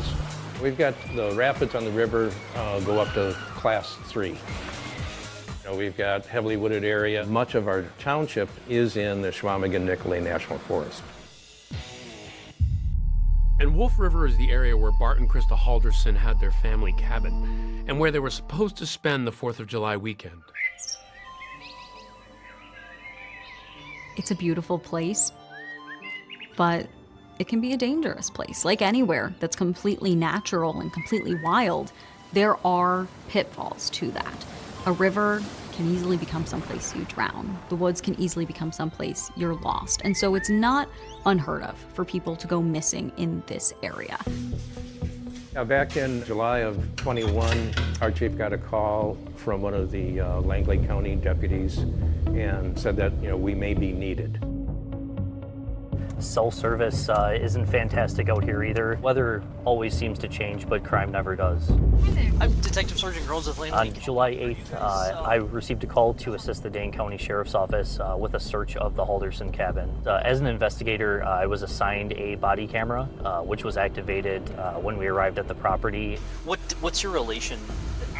You're their son. Okay, all right. So this footage we're looking at here, it's recorded by your body camera. That's correct. Okay. And who are you speaking to here? This was Mitchell Halderson and his fiancée. 1 week after his parents mysteriously vanished, Mitchell tells investigators that he's so concerned about his parents' well-being that he and his fiancée make the 3-hour drive north to the cabin. They seemed concerned and also as perplexed as we were about Bart and Krista Halderson's whereabouts. Maybe we could just take a walk around and see you. So at that point, we took a walk around the exterior of the property. We noticed that the grass and the weeds had not been kept up. In some places it was waist or even chest high. Did it look like the cabin had been in use? It certainly didn't look like it had been used anytime recently. They start walking around, and everything's still locked up. The grass is really tall. What first struck me when they were walking, I was like, that's our cabin. That's our family cabin. Was there a sense of urgency at this point? With the information we had and things not really making sense, our possibilities were dwindling. I was starting to just wonder what we were going to find next. And I was worried they were going to be inside. That's what I thought. Something went horribly wrong. Yeah, that was very disturbing. Sheriff's office, anybody inside? There was a concern that Bart and Krista had been kidnapped by this couple that picked them up early that morning, and something had been done to them by them. Announce your presence, make yourselves known. I think the police were very concerned that they were going to find 2 dead people there. But once inside, despite everyone's worst fears, the cabin appears empty to police. It was dark, so you could tell nobody had been there for a while. Every single indication shows that this cabin has been empty. The steepest stairs I've ever seen. As Detective Groans makes his way through the cabin, he spots a door to the cellar. So right about here, you draw your gun. Why? Yeah, whenever we go into an unknown space, that's something that we would do just in our own safety. So for an outsider, this is a dark, creepy space. You got to be ready for anything. Absolutely. What's a little crawl space? Holy. But nothing there either. Nobody inside and nothing looks like it's disturbed. So after searching the cabin, investigators make their way down to the lake to check on the shed. There's all these outbuildings, boathouses and sheds, and all these little tiny buildings that could offer places for people to be. My thought was that Krista was being held in one of those. That's what I thought. Was there any concern that they might have been held captive in a place like this or been held against their will? With the padlocks on the outside, it is something that we definitely considered. They break the padlock on the boathouse, but Bart and Krista are nowhere to be found. I don't know a ton of details about everything that's gone on or You're filming Mitchell. What are you hearing from him at this point? Mitchell seemed concerned, and I feel as we went further into the search and we weren't finding any signs of Bart and Krista, his concern became more and more greater as the search of the property continued. He said his brother texted him that they did make it safely. Out of like reading back through stuff, they just said we're going up north. So at this point, for you, this is a mystery, right?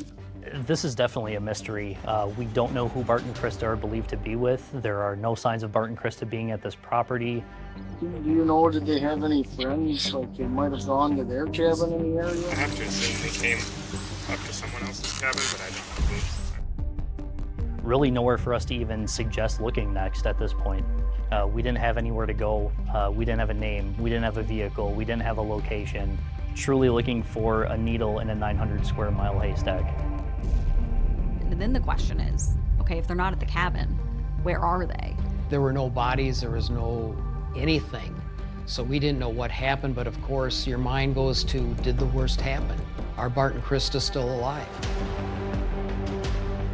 As investigators and volunteers prepare to scour the county in search of the missing couple, news is spreading about Bart and Krista's disappearance. We have team coverage on these breaking developments. Bart Halderson and his wife Krista have not been seen since July 1st. What happens next? Had the craziest phone call that I had in my law enforcement career. He said that our services were really no longer needed at that point, and then said that he couldn't say much, but I should probably watch the news the next day.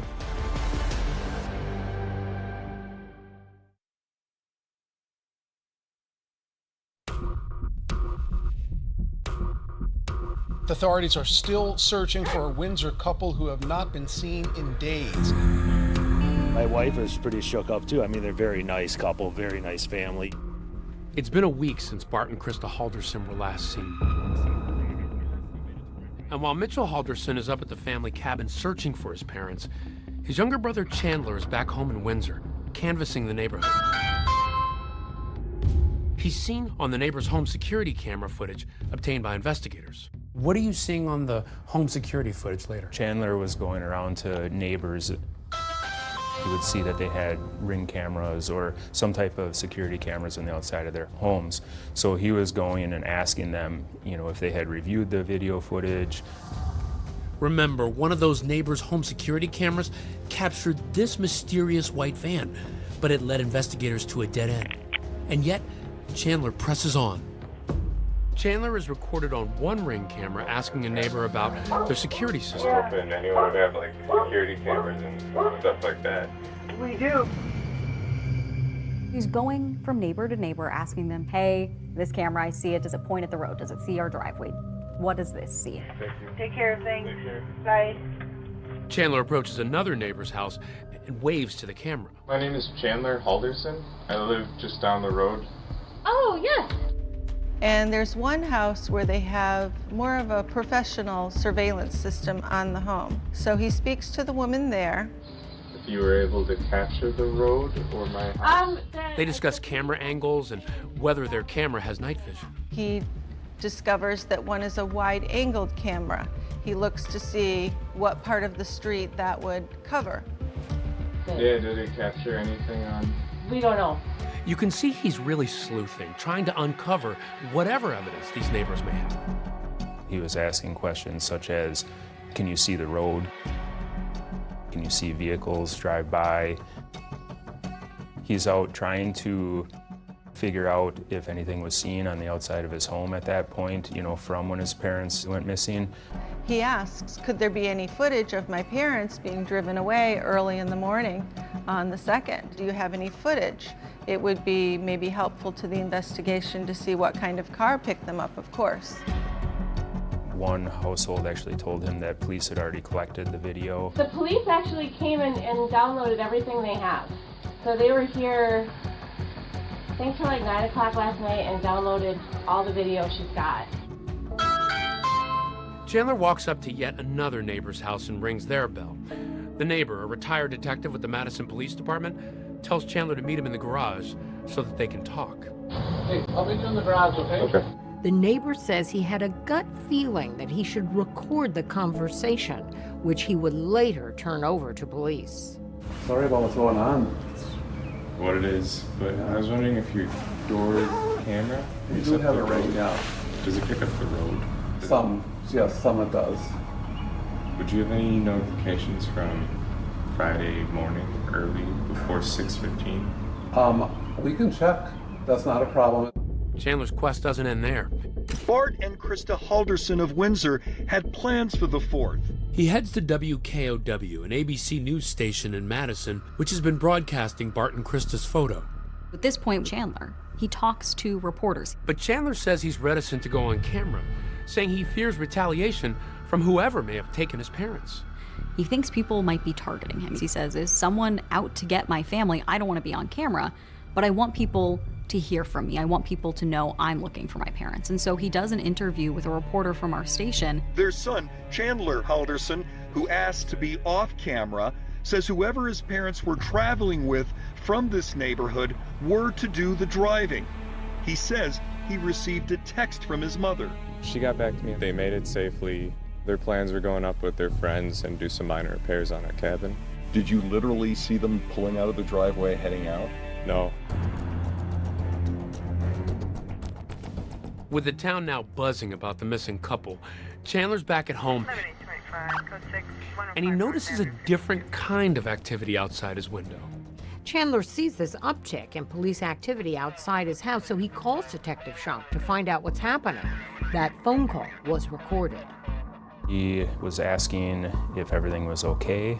He was asking why there were so many police in his neighborhood. A little confused. I got 2 squads parked right outside my house. Is everything all right? And I had to explain to him, you know, we were canvassing the neighborhood. Yeah, I mean, well, they're probably doing reports. All right. Any news on your end at all? Have you gotten any phone calls, text messages? Gotten any messages other than from concerned parents? Well, I'll keep you posted if I hear anything. Yeah. Yeah. Later that night, Chandler comes voluntarily into the Dane County Sheriff's Office,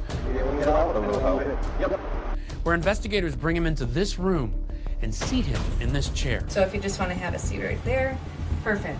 Thank you so much. This? Or... Sure, that's fine. He's wearing a baseball cap, a sweatshirt, and a furrowed brow. Just so you know, I'm gonna record stuff, okay? In that police interview, Chandler talks about the last meal he had with his parents on July 1st, right before they left for the cabin. That's where they told me while we were eating it, they were gonna go with their friends, and I was like, oh, cool. And they said they were going to the cabin. Yeah. Well, okay. We're going up north. That's how they were. Chandler says that by the next morning, his parents had left, never to be heard from again, except for that one reassuring text from his mother. Nothing else. Yeah. So that's fishy to me. But investigators are skeptical too, and here's why. They know something Chandler doesn't. I can't tell you what we know, but we know you're not telling us the truth.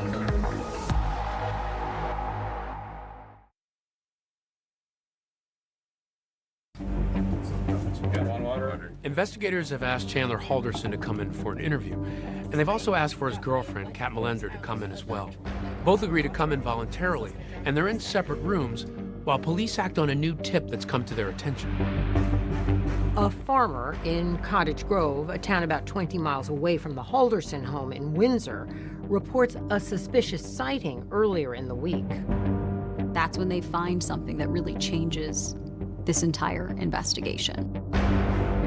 One of the residents at the farm said that Chandler had come over to the house on July 5th with a vehicle and backed it up against some wooded property and saw him walking from the wooded area and found that to be unusual. You start searching the farm. You notice something overhead. What was that? One of the detectives noticed what he believed to be turkey vultures flying around over the wooded portion. What is a turkey vulture? Turkey vultures are large birds that feed off typically dead animals. They're scavengers. What does that trigger in your mind? He said that from his past professional experience, it kind of indicates that, you know, there's something dead in the area. And was this in the area or a similar area where Chandler's car had been parked? Yes. So the detective ended up walking the path that he believed that Chandler was on. They start to look a little bit closer. They go into the woods and then they see a pile that doesn't look normal. There, amidst the matted grass, investigators discover what appears to be the torso of an unidentified male body. It was determined that the individual was shot, dismembered after they were killed. Hidden inside an oil drum near the body, investigators find a pair of scissors, a saw blade, and bolt cutters. But even with this grisly discovery, investigators will have to wait for the medical examiner to confirm that it is indeed Bart Halderson. I mean, things at that point really changed for everybody in the case. So right there, at that moment, this goes from a missing persons case to a homicide. Yes. But here's what else has investigators intrigued. That farm has a link to someone very close to the Haldersons. So the farm in Cottage Grove, it's Chandler's girlfriend's family. They're there over 4th of July weekend. They're celebrating.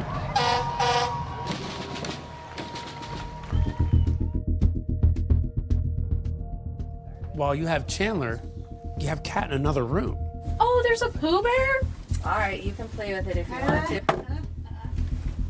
Kat draws a smiley face on a sequin pillow and clutches a Winnie the Pooh bear. A detective offers Kat a cookie to help put her at ease. I can't eat well when I'm nervous, so. Okay. Take a nibble of the cookie. Yeah. Baby steps. Sure, some chocolate in there. Yeah. Test the water to make sure the police aren't trying to poison me. No, we're not. So tell me about what's happening here. We just wanted to hear her side of the story as she's the one that was closest to Chandler. Talking to Kat Melender, investigators find out that Chandler visited the farm on the 4th of July with her, but the next day he returns to the farm alone, unannounced. No one really knew he was coming. He came there alone.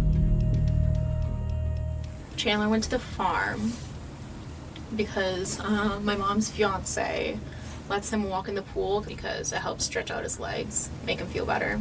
Except he wasn't using the pool. Kat's mom and her fiance say they saw his car parked on the property, but no sign of Chandler. Until... When they're in the pool, they look up and they see Chandler now walking. He doesn't have his shirt on. He comes to the pool and says, "Hey, can I get in the pool too?" He was supposed to be there swimming in the family pool because he needed to swim for some therapy he needed to do. He was not swimming. She saw him coming from the wooded area and found that to be unusual. Oh, okay. So what struck her is while he was supposed to maybe be there to swim for his therapy, he was not swimming. Correct. What I find interesting is you ask her, would anybody want to harm the Haldersons? And any friends or relatives that they've been having problems with that you can think of? No? No. I just can't see someone killing them. Like, that's the thing. Like I thought, like, maybe they got into a car accident, like, maybe their car's on the side of the road, like, I even thought, like, maybe that happened and someone took them to the hospital and they're just Jane and John Doe. Like, If someone killed them, it would have to be someone they, like, didn't know. She seems generally like, are you kidding me? No, not them, not them. What do you make of that? What do you make of her response to whether or not somebody would want to harm them? I think that she's telling an accurate story there, talking to friends and family members. No one would want to hurt the Haldorsons. Did you get the sense that she thought that Chandler had anything to do with this? You don't think he had anything to do with his mom and dad being unheard from? No. No. All my friends I've talked to, they're like, no, not Chandler, no. Like, that'd be crazy. I just don't see him killing Mr. and Mrs. Halderson.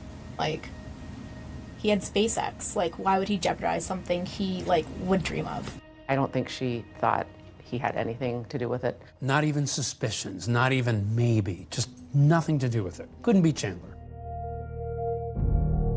Now remember, detectives in that interview room haven't told Chandler about any of these discoveries they've made, but that's about to change.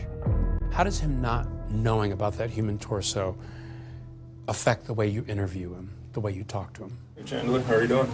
So the way we wanted to interview him initially was to have him lay out the story of what he was telling us from the first night. So I think it's time we start talking about what happened to your parents, like the truthful version. So at that point, after we let him tell his entire story, we confront him and say that we know more than what he believes. We told him to come clean, basically not using those words, and we told him to tell us the truth. Listen to me. This is the only chance you're gonna have to tell us the truth. Okay? That's when investigators lower the boom on Chandler. This is your chance to tell us why. Okay? I'm not BSing you. Okay? So can we do that? Now, it's time for the really hard questions. There's still another half of this couple that's missing. If this turns out to be Bart's body, where is Krista Halderson? So your mind starts thinking, well, what about Krista? You know, where's she? What happened to her? No one's seen Krista, no one knows where Krista is, but they also haven't found a body. So the question is Krista still alive? If she is, where is she? And this all leads some to be asking, is Chandler covering up for his mom? Could she have had something to do with Bart's disappearance?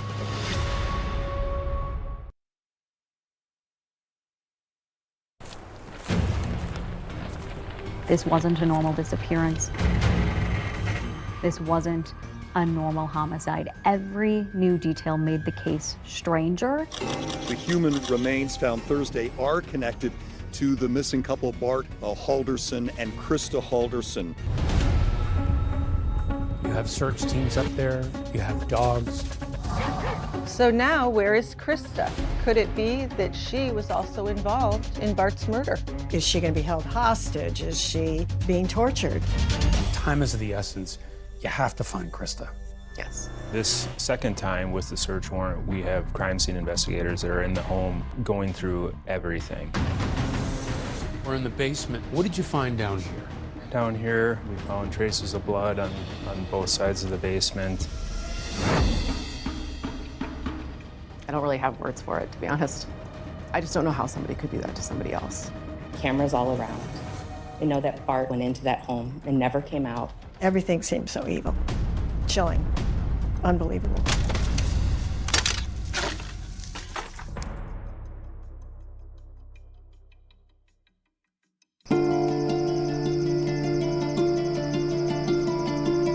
It's July 8th in Madison, Wisconsin.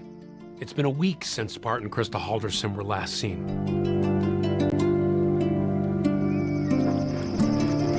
It can really feel warm there in the summer, even when you're not under the microscopic lens of the police. What's going on? Bart and Krista Halderson's youngest son, Chandler, is being interviewed by police. but he hasn't yet been charged in their disappearance.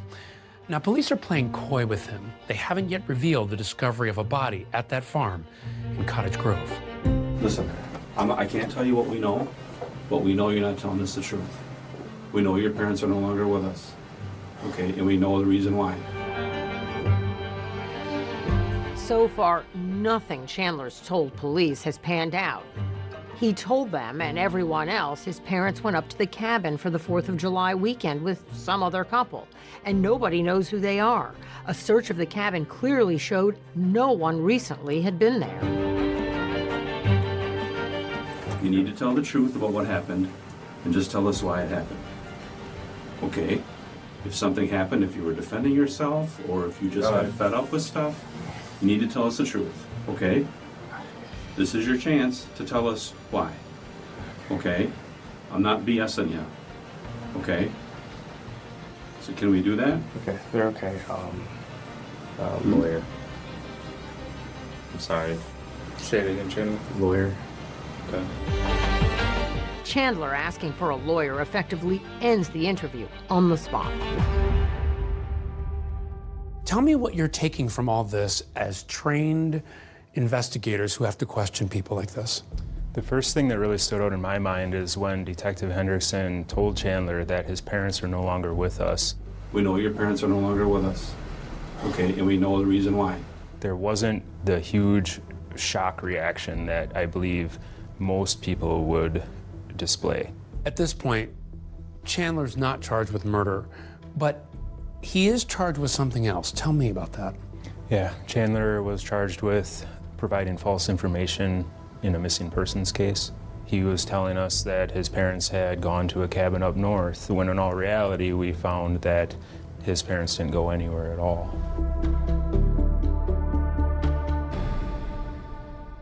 Their son Chandler was arrested Thursday for allegedly providing false information to investigators.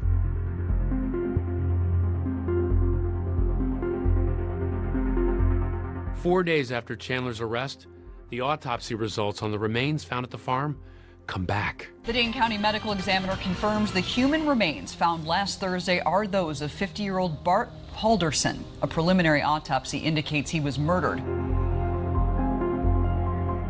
It was determined that the individual was shot, dismembered after they were killed, and was positively identified as Bart Halderson. Okay, so what did you think when you got those results back? It confirmed our suspicions of who it was, but now we had more evidence that we could charge Chandler with the homicide.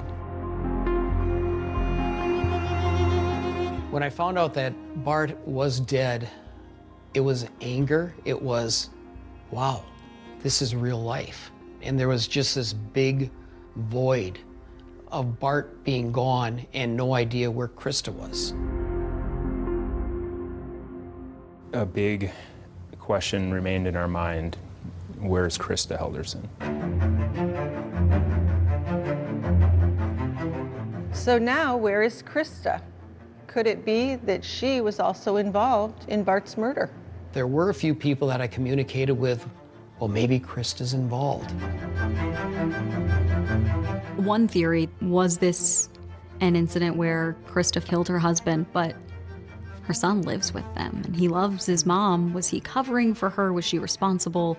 There were all these questions. Again, it was one of those things. One layer gets pulled back, you get one answer, but for each answer you get, there are 17 more questions. You're asking the question of where's Krista.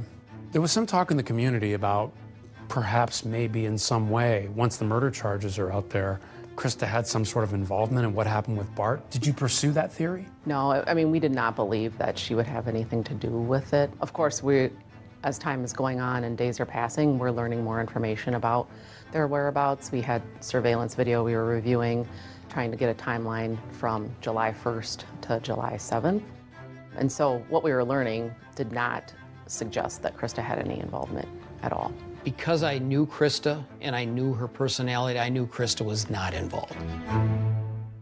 It seemed like something you read about not happening to our family. Somebody else, you read about that, something happening somewhere else to somebody else, and that was happening to our family. What are you thinking there? We had this tiny little hope that she was alive somewhere. Authorities are holding out hope, too, and ask the public for help to somehow find Krista alive. We are optimistic in regards to her whereabouts and where she was at, and we will let the evidence of this investigation tell us otherwise. Perhaps the most troubling question authorities are left with, why? This was a loving family. Why would Chandler, or anyone else for that matter, want either of the Haldersons dead? It didn't seem to add up. I was starting to have that like sinking feeling in my stomach, like something went wrong in the family. I don't know what. Facing at least one murder charge, Chandler is lawyered up and not talking. But someone very close to him is. She had her cell phone back and had found something in her cell phone that she wanted to provide to us. It's from Snapchat. I don't know if you use the app. And you know how Snapchat messages disappear? One of Chandler's didn't.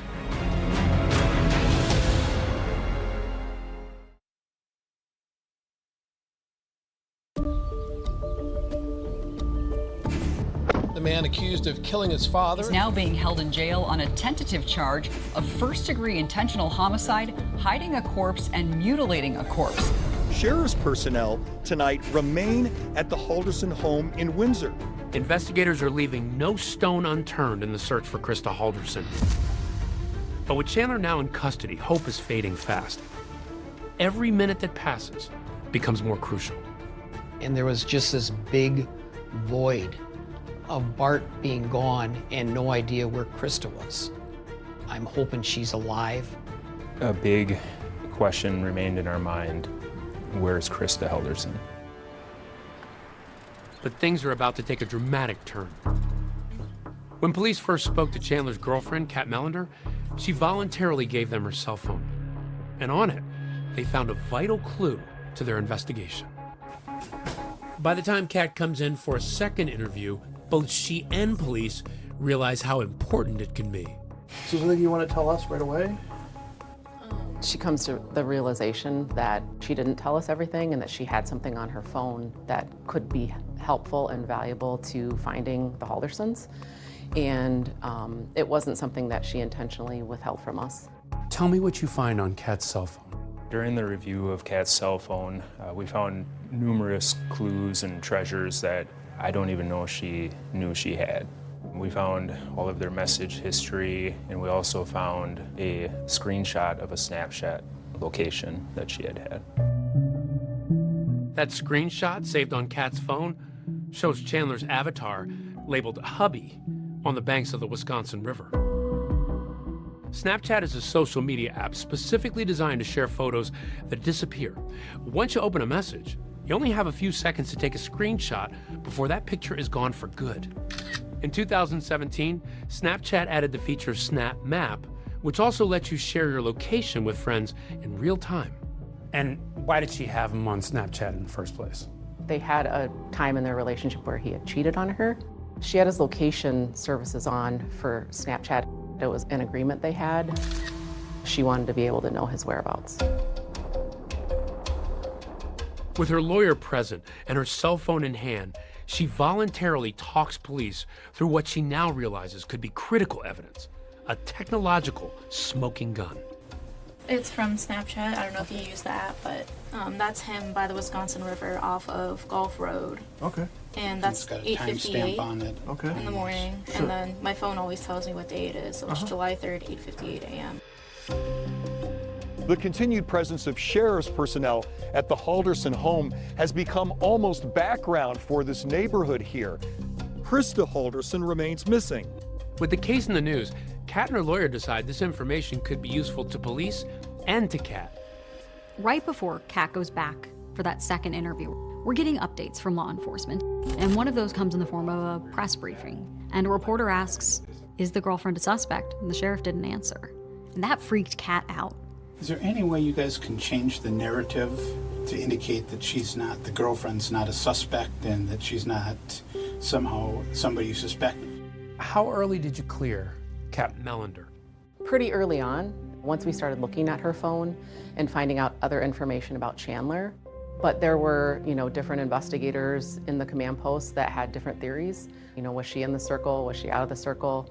And we just had to do our job and let the evidence lead us to the conclusion, and she was not involved whatsoever. Law enforcement was very clear. They don't think Kat had anything to do with these murders. Why do you think she was so eager to offer all this information? I think because she wanted to clear herself.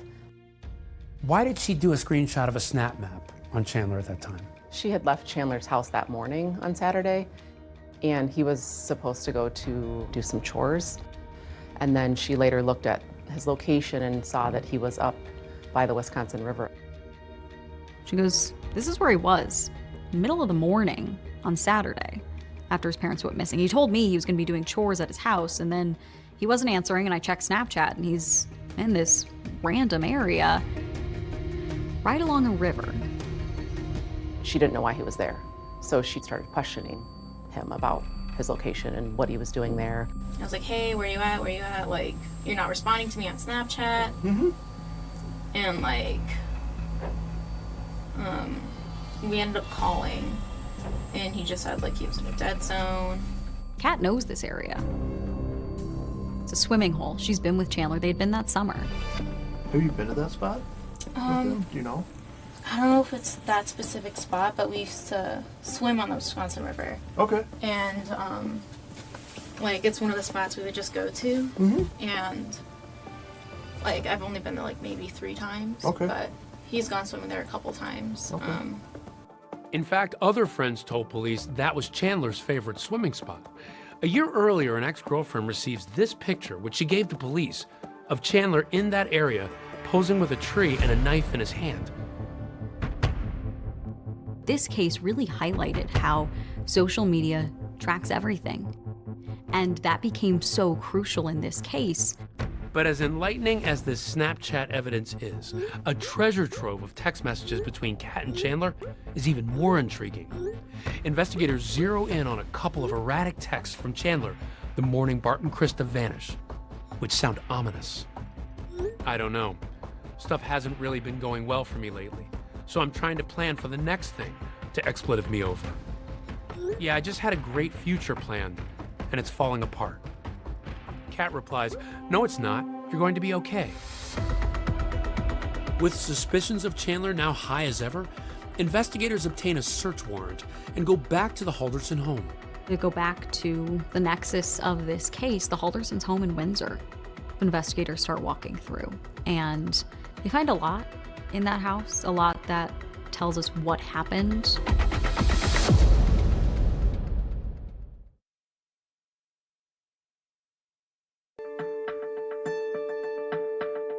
The Dane County Sheriff's Office now considers this to be a homicide investigation.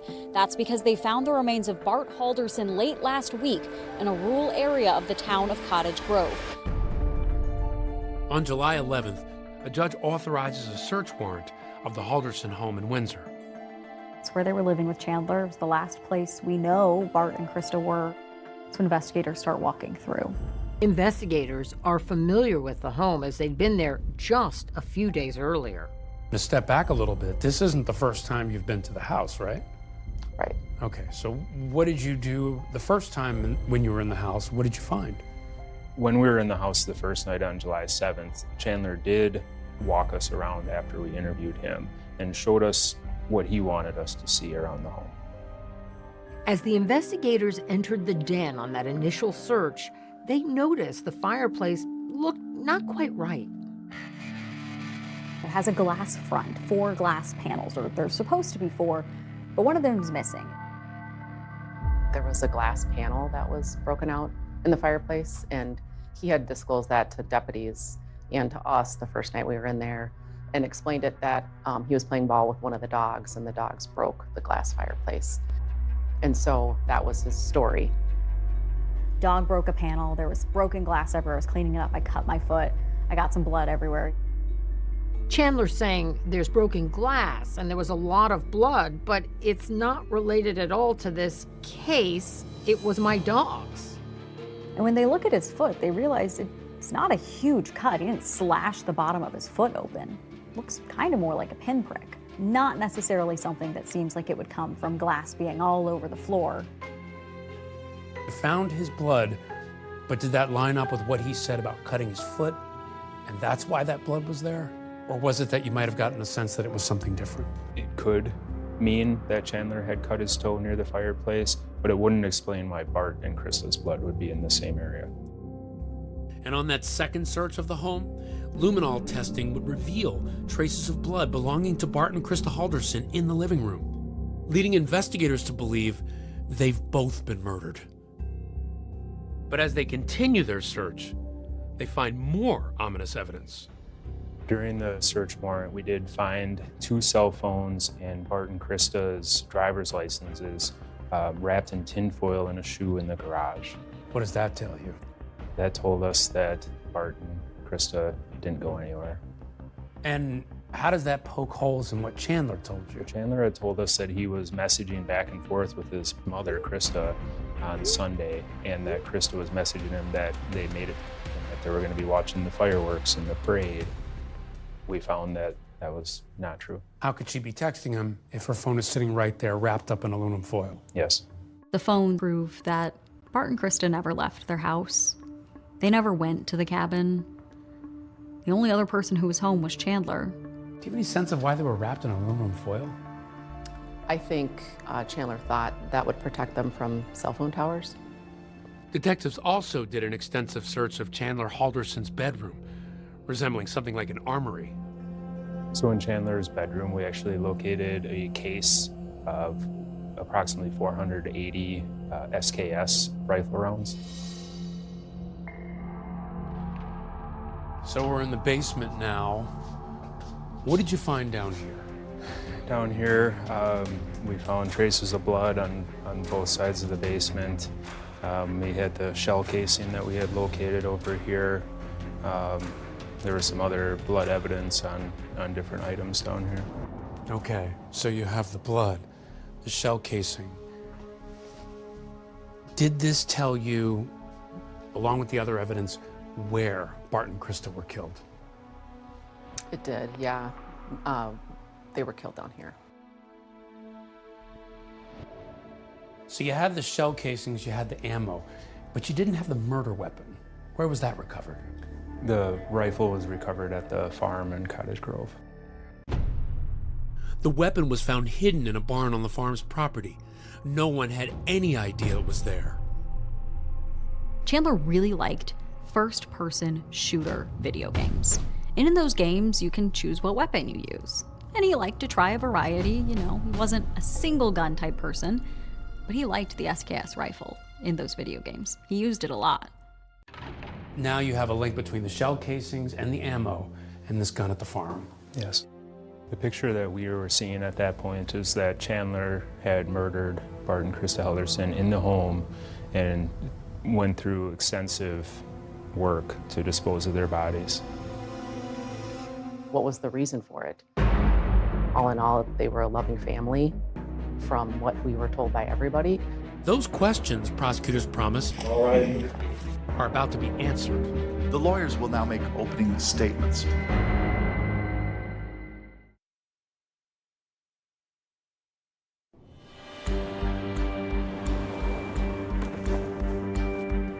Got a GPS on the phone. Go ahead and get it. It's from Snapchat. I don't know if you use that, but that's... You've been to that spot? I don't know if it's that specific spot, but we used to swim on the Wisconsin River.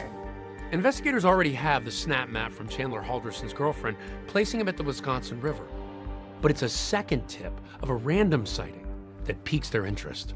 We had sent a detective up to the Wisconsin River area. One of the neighbors happened to come over to that detective and tell him that she had seen a strange or suspect male in that area the week prior. We arranged for a larger team of detectives to go up to the area, and we wanted to do a land search of that property. They go where Chandler was. It's a dense, vegetative area, wild state land, in between, you know, a road and the river. You have search teams up there, you have dogs. What's going through your mind? We were hopeful that we would find something. time is of the essence. You have to find Krista. Yes. As they're walking around, some of the people searching start to smell something. And then they walk a little bit further and they see something. What did you find at that location? In close proximity to each other, there were dismembered body parts. The Dane County Medical Examiner's Office, working in partnership with the Wisconsin State Crime Lab, has confirmed the DNA obtained from part of the dismembered human remains as matching 53-year-old Krista Halderson. I was just angered. I was shocked, felt sick to my stomach. I mean, these are honest to goodness friends. It's just so graphic. I don't really have words for it, to be honest. I see you thinking about it, and it's almost brings about some emotion in you. For sure. I just don't know how somebody could do that to somebody else, especially if it's their parents, right? We go to homicides all the time. We go to murders all the time. And a lot of that stuff is in the heat of the moment. This is just a whole nother level of emotion. The location where Krista's remains are found seems familiar to at least one detective. And then it clicks when he sees a unique tree trunk, the same one in that photograph given to police by Chandler's ex, showing Chandler near his favorite swimming spot. Chandler Halderson is now officially charged in the death of both of his parents. Chandler Halderson pleads not guilty to all the charges. Everything seems so evil.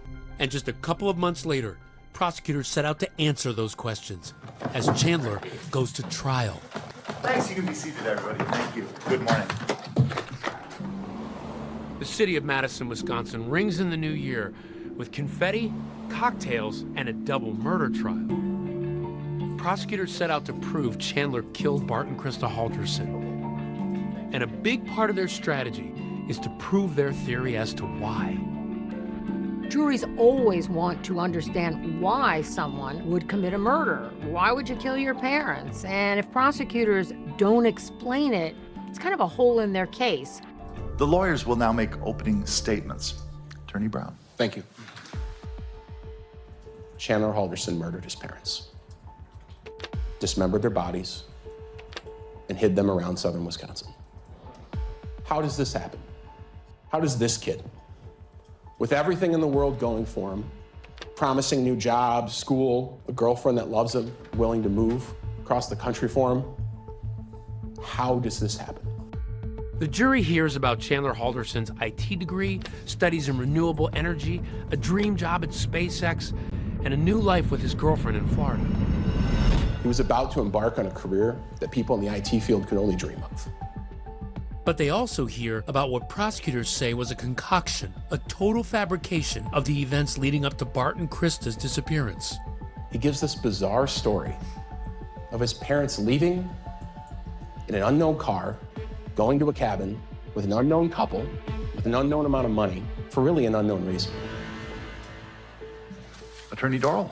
Thank you. The defense should be demonstrating why they say there's reasonable doubt in this case, why maybe he didn't do it. Chandler Halderson did not murder his parents. He is not guilty of those crimes.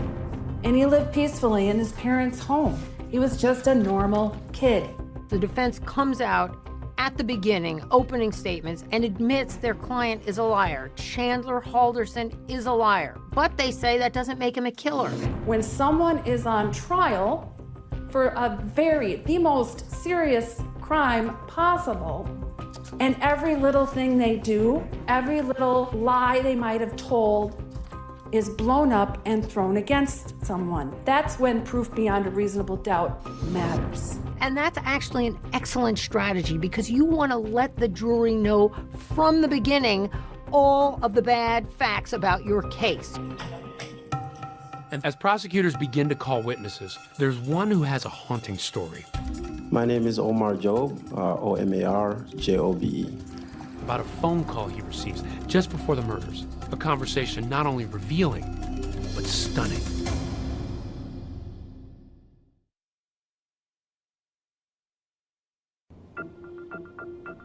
trial continues for Chandler Halderson, who's accused of killing and dismembering his parents, Bart and Krista Halderson.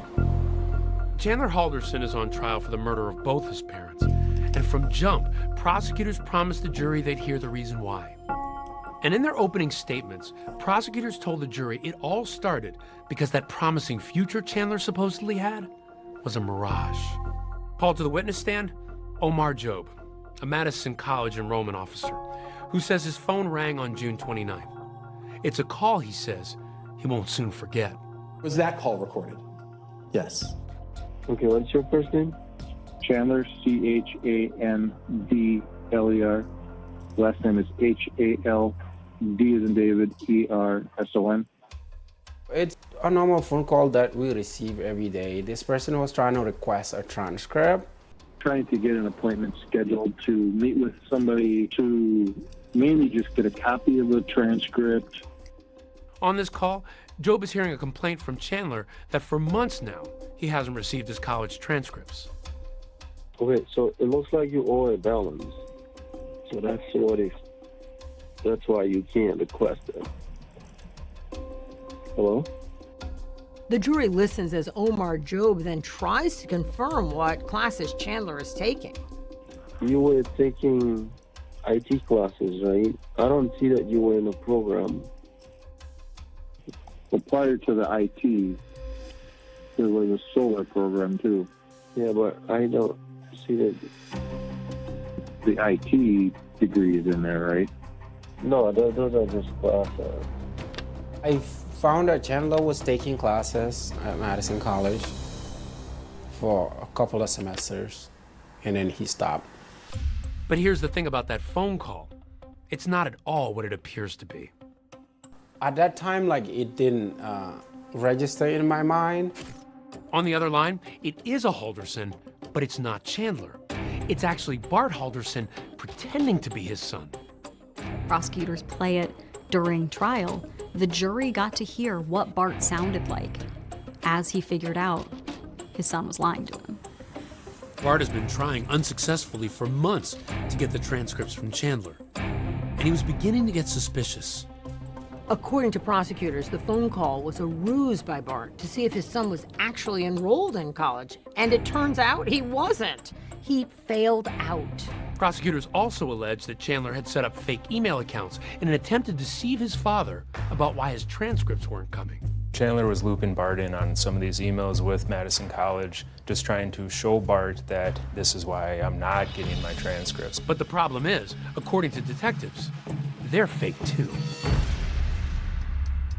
He asked me 2 people's names that work in advising because they were trying to set up something with them. Do you have an Alyssa Brandt that works in that area or anywhere in the campus?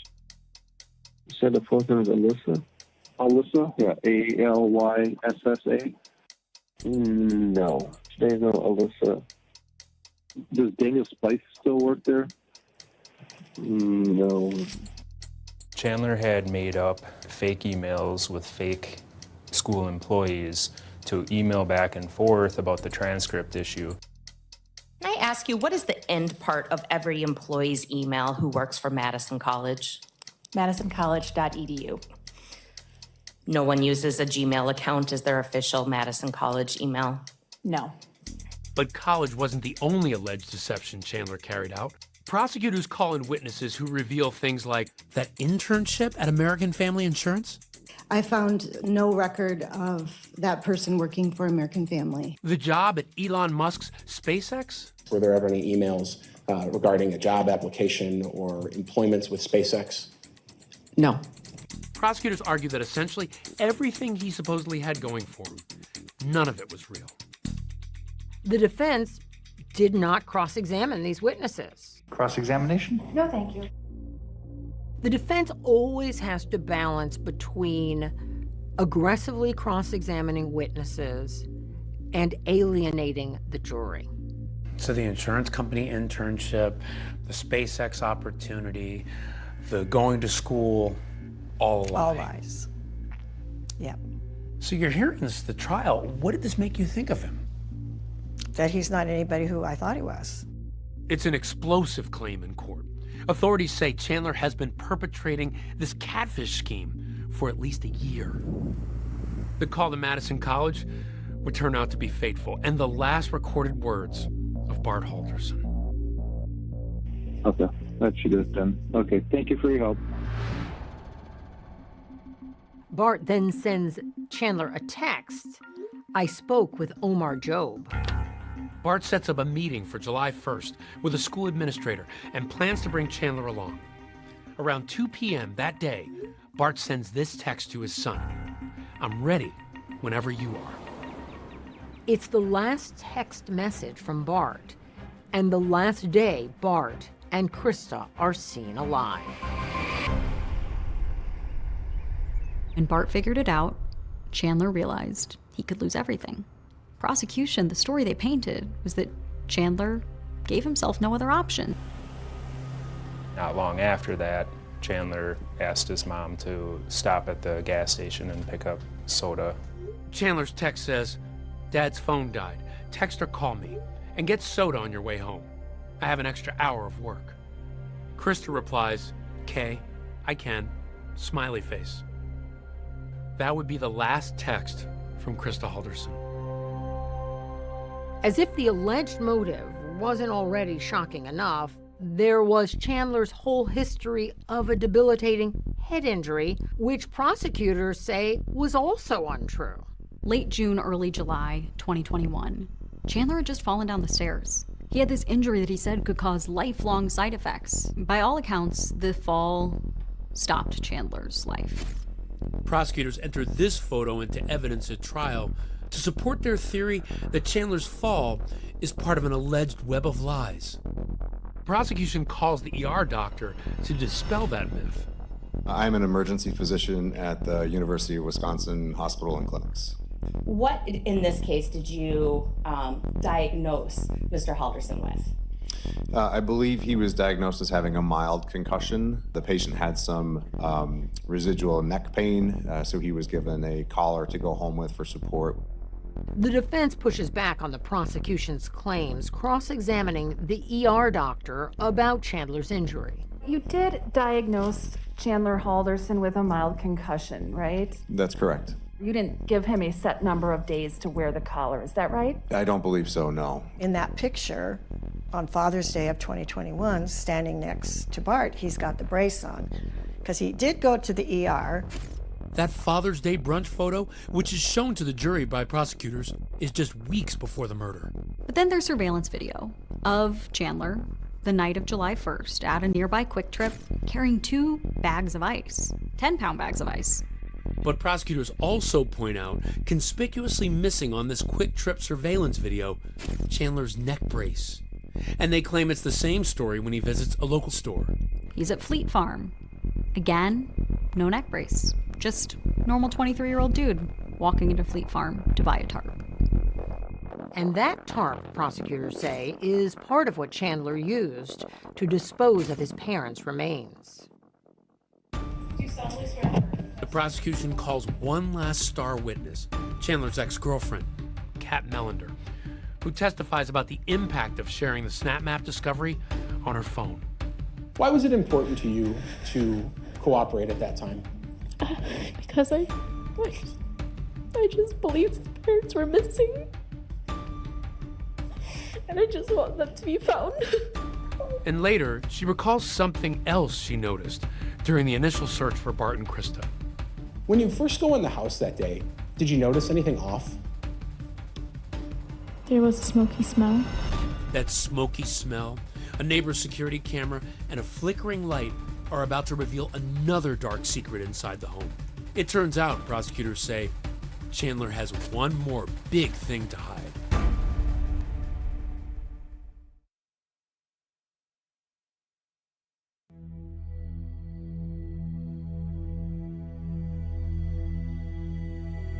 It's day 7 in Chandler Halderson's trial, as he stands accused of the murder of his own parents in what prosecutors say was a desperate attempt to conceal a secret web of lies.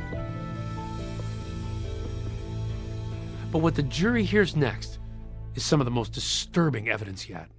We had a grand total of 230 bones fragmented bones that were found, again, inside the fireplace, on the grate, and also on the ash disposal area. So we found video footage from one of the neighbors that actually watched the backside of the house.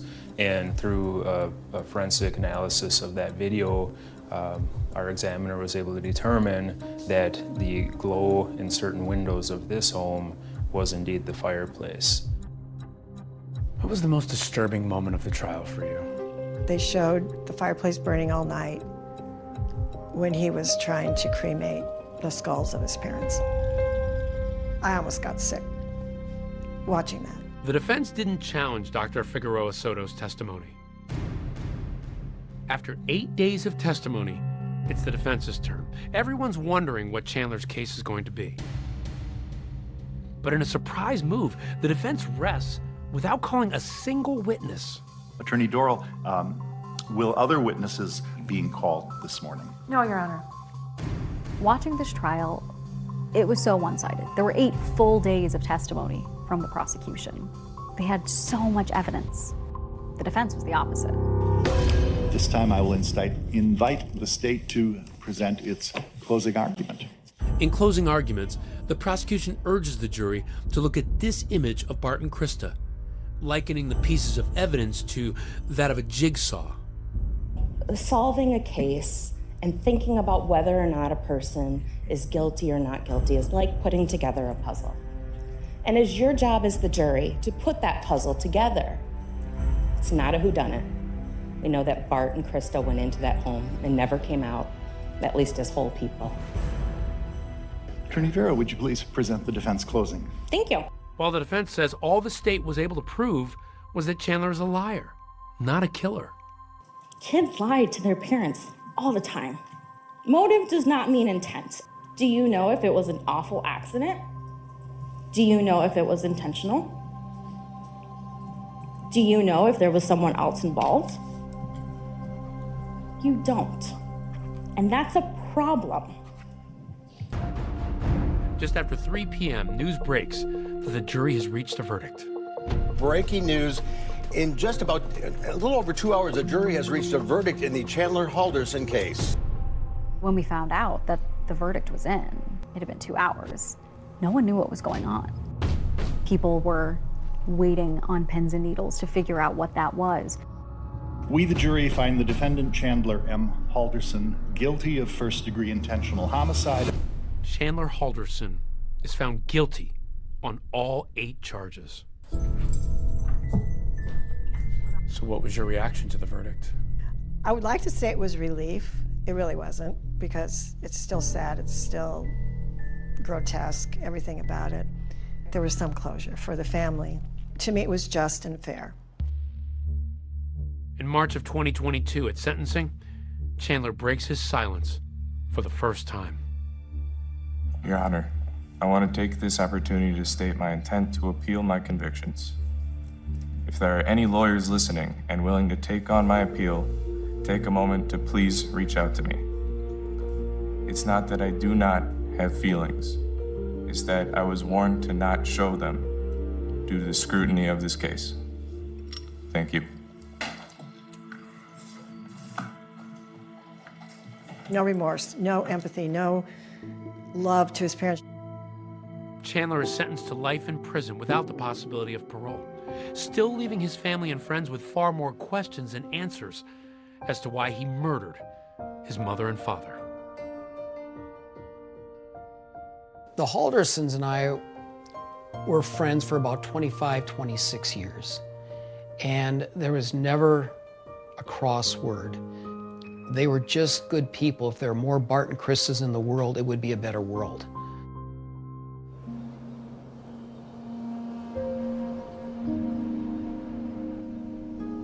If Chandler would have just asked for help, what do you think Barb and Krista would have done?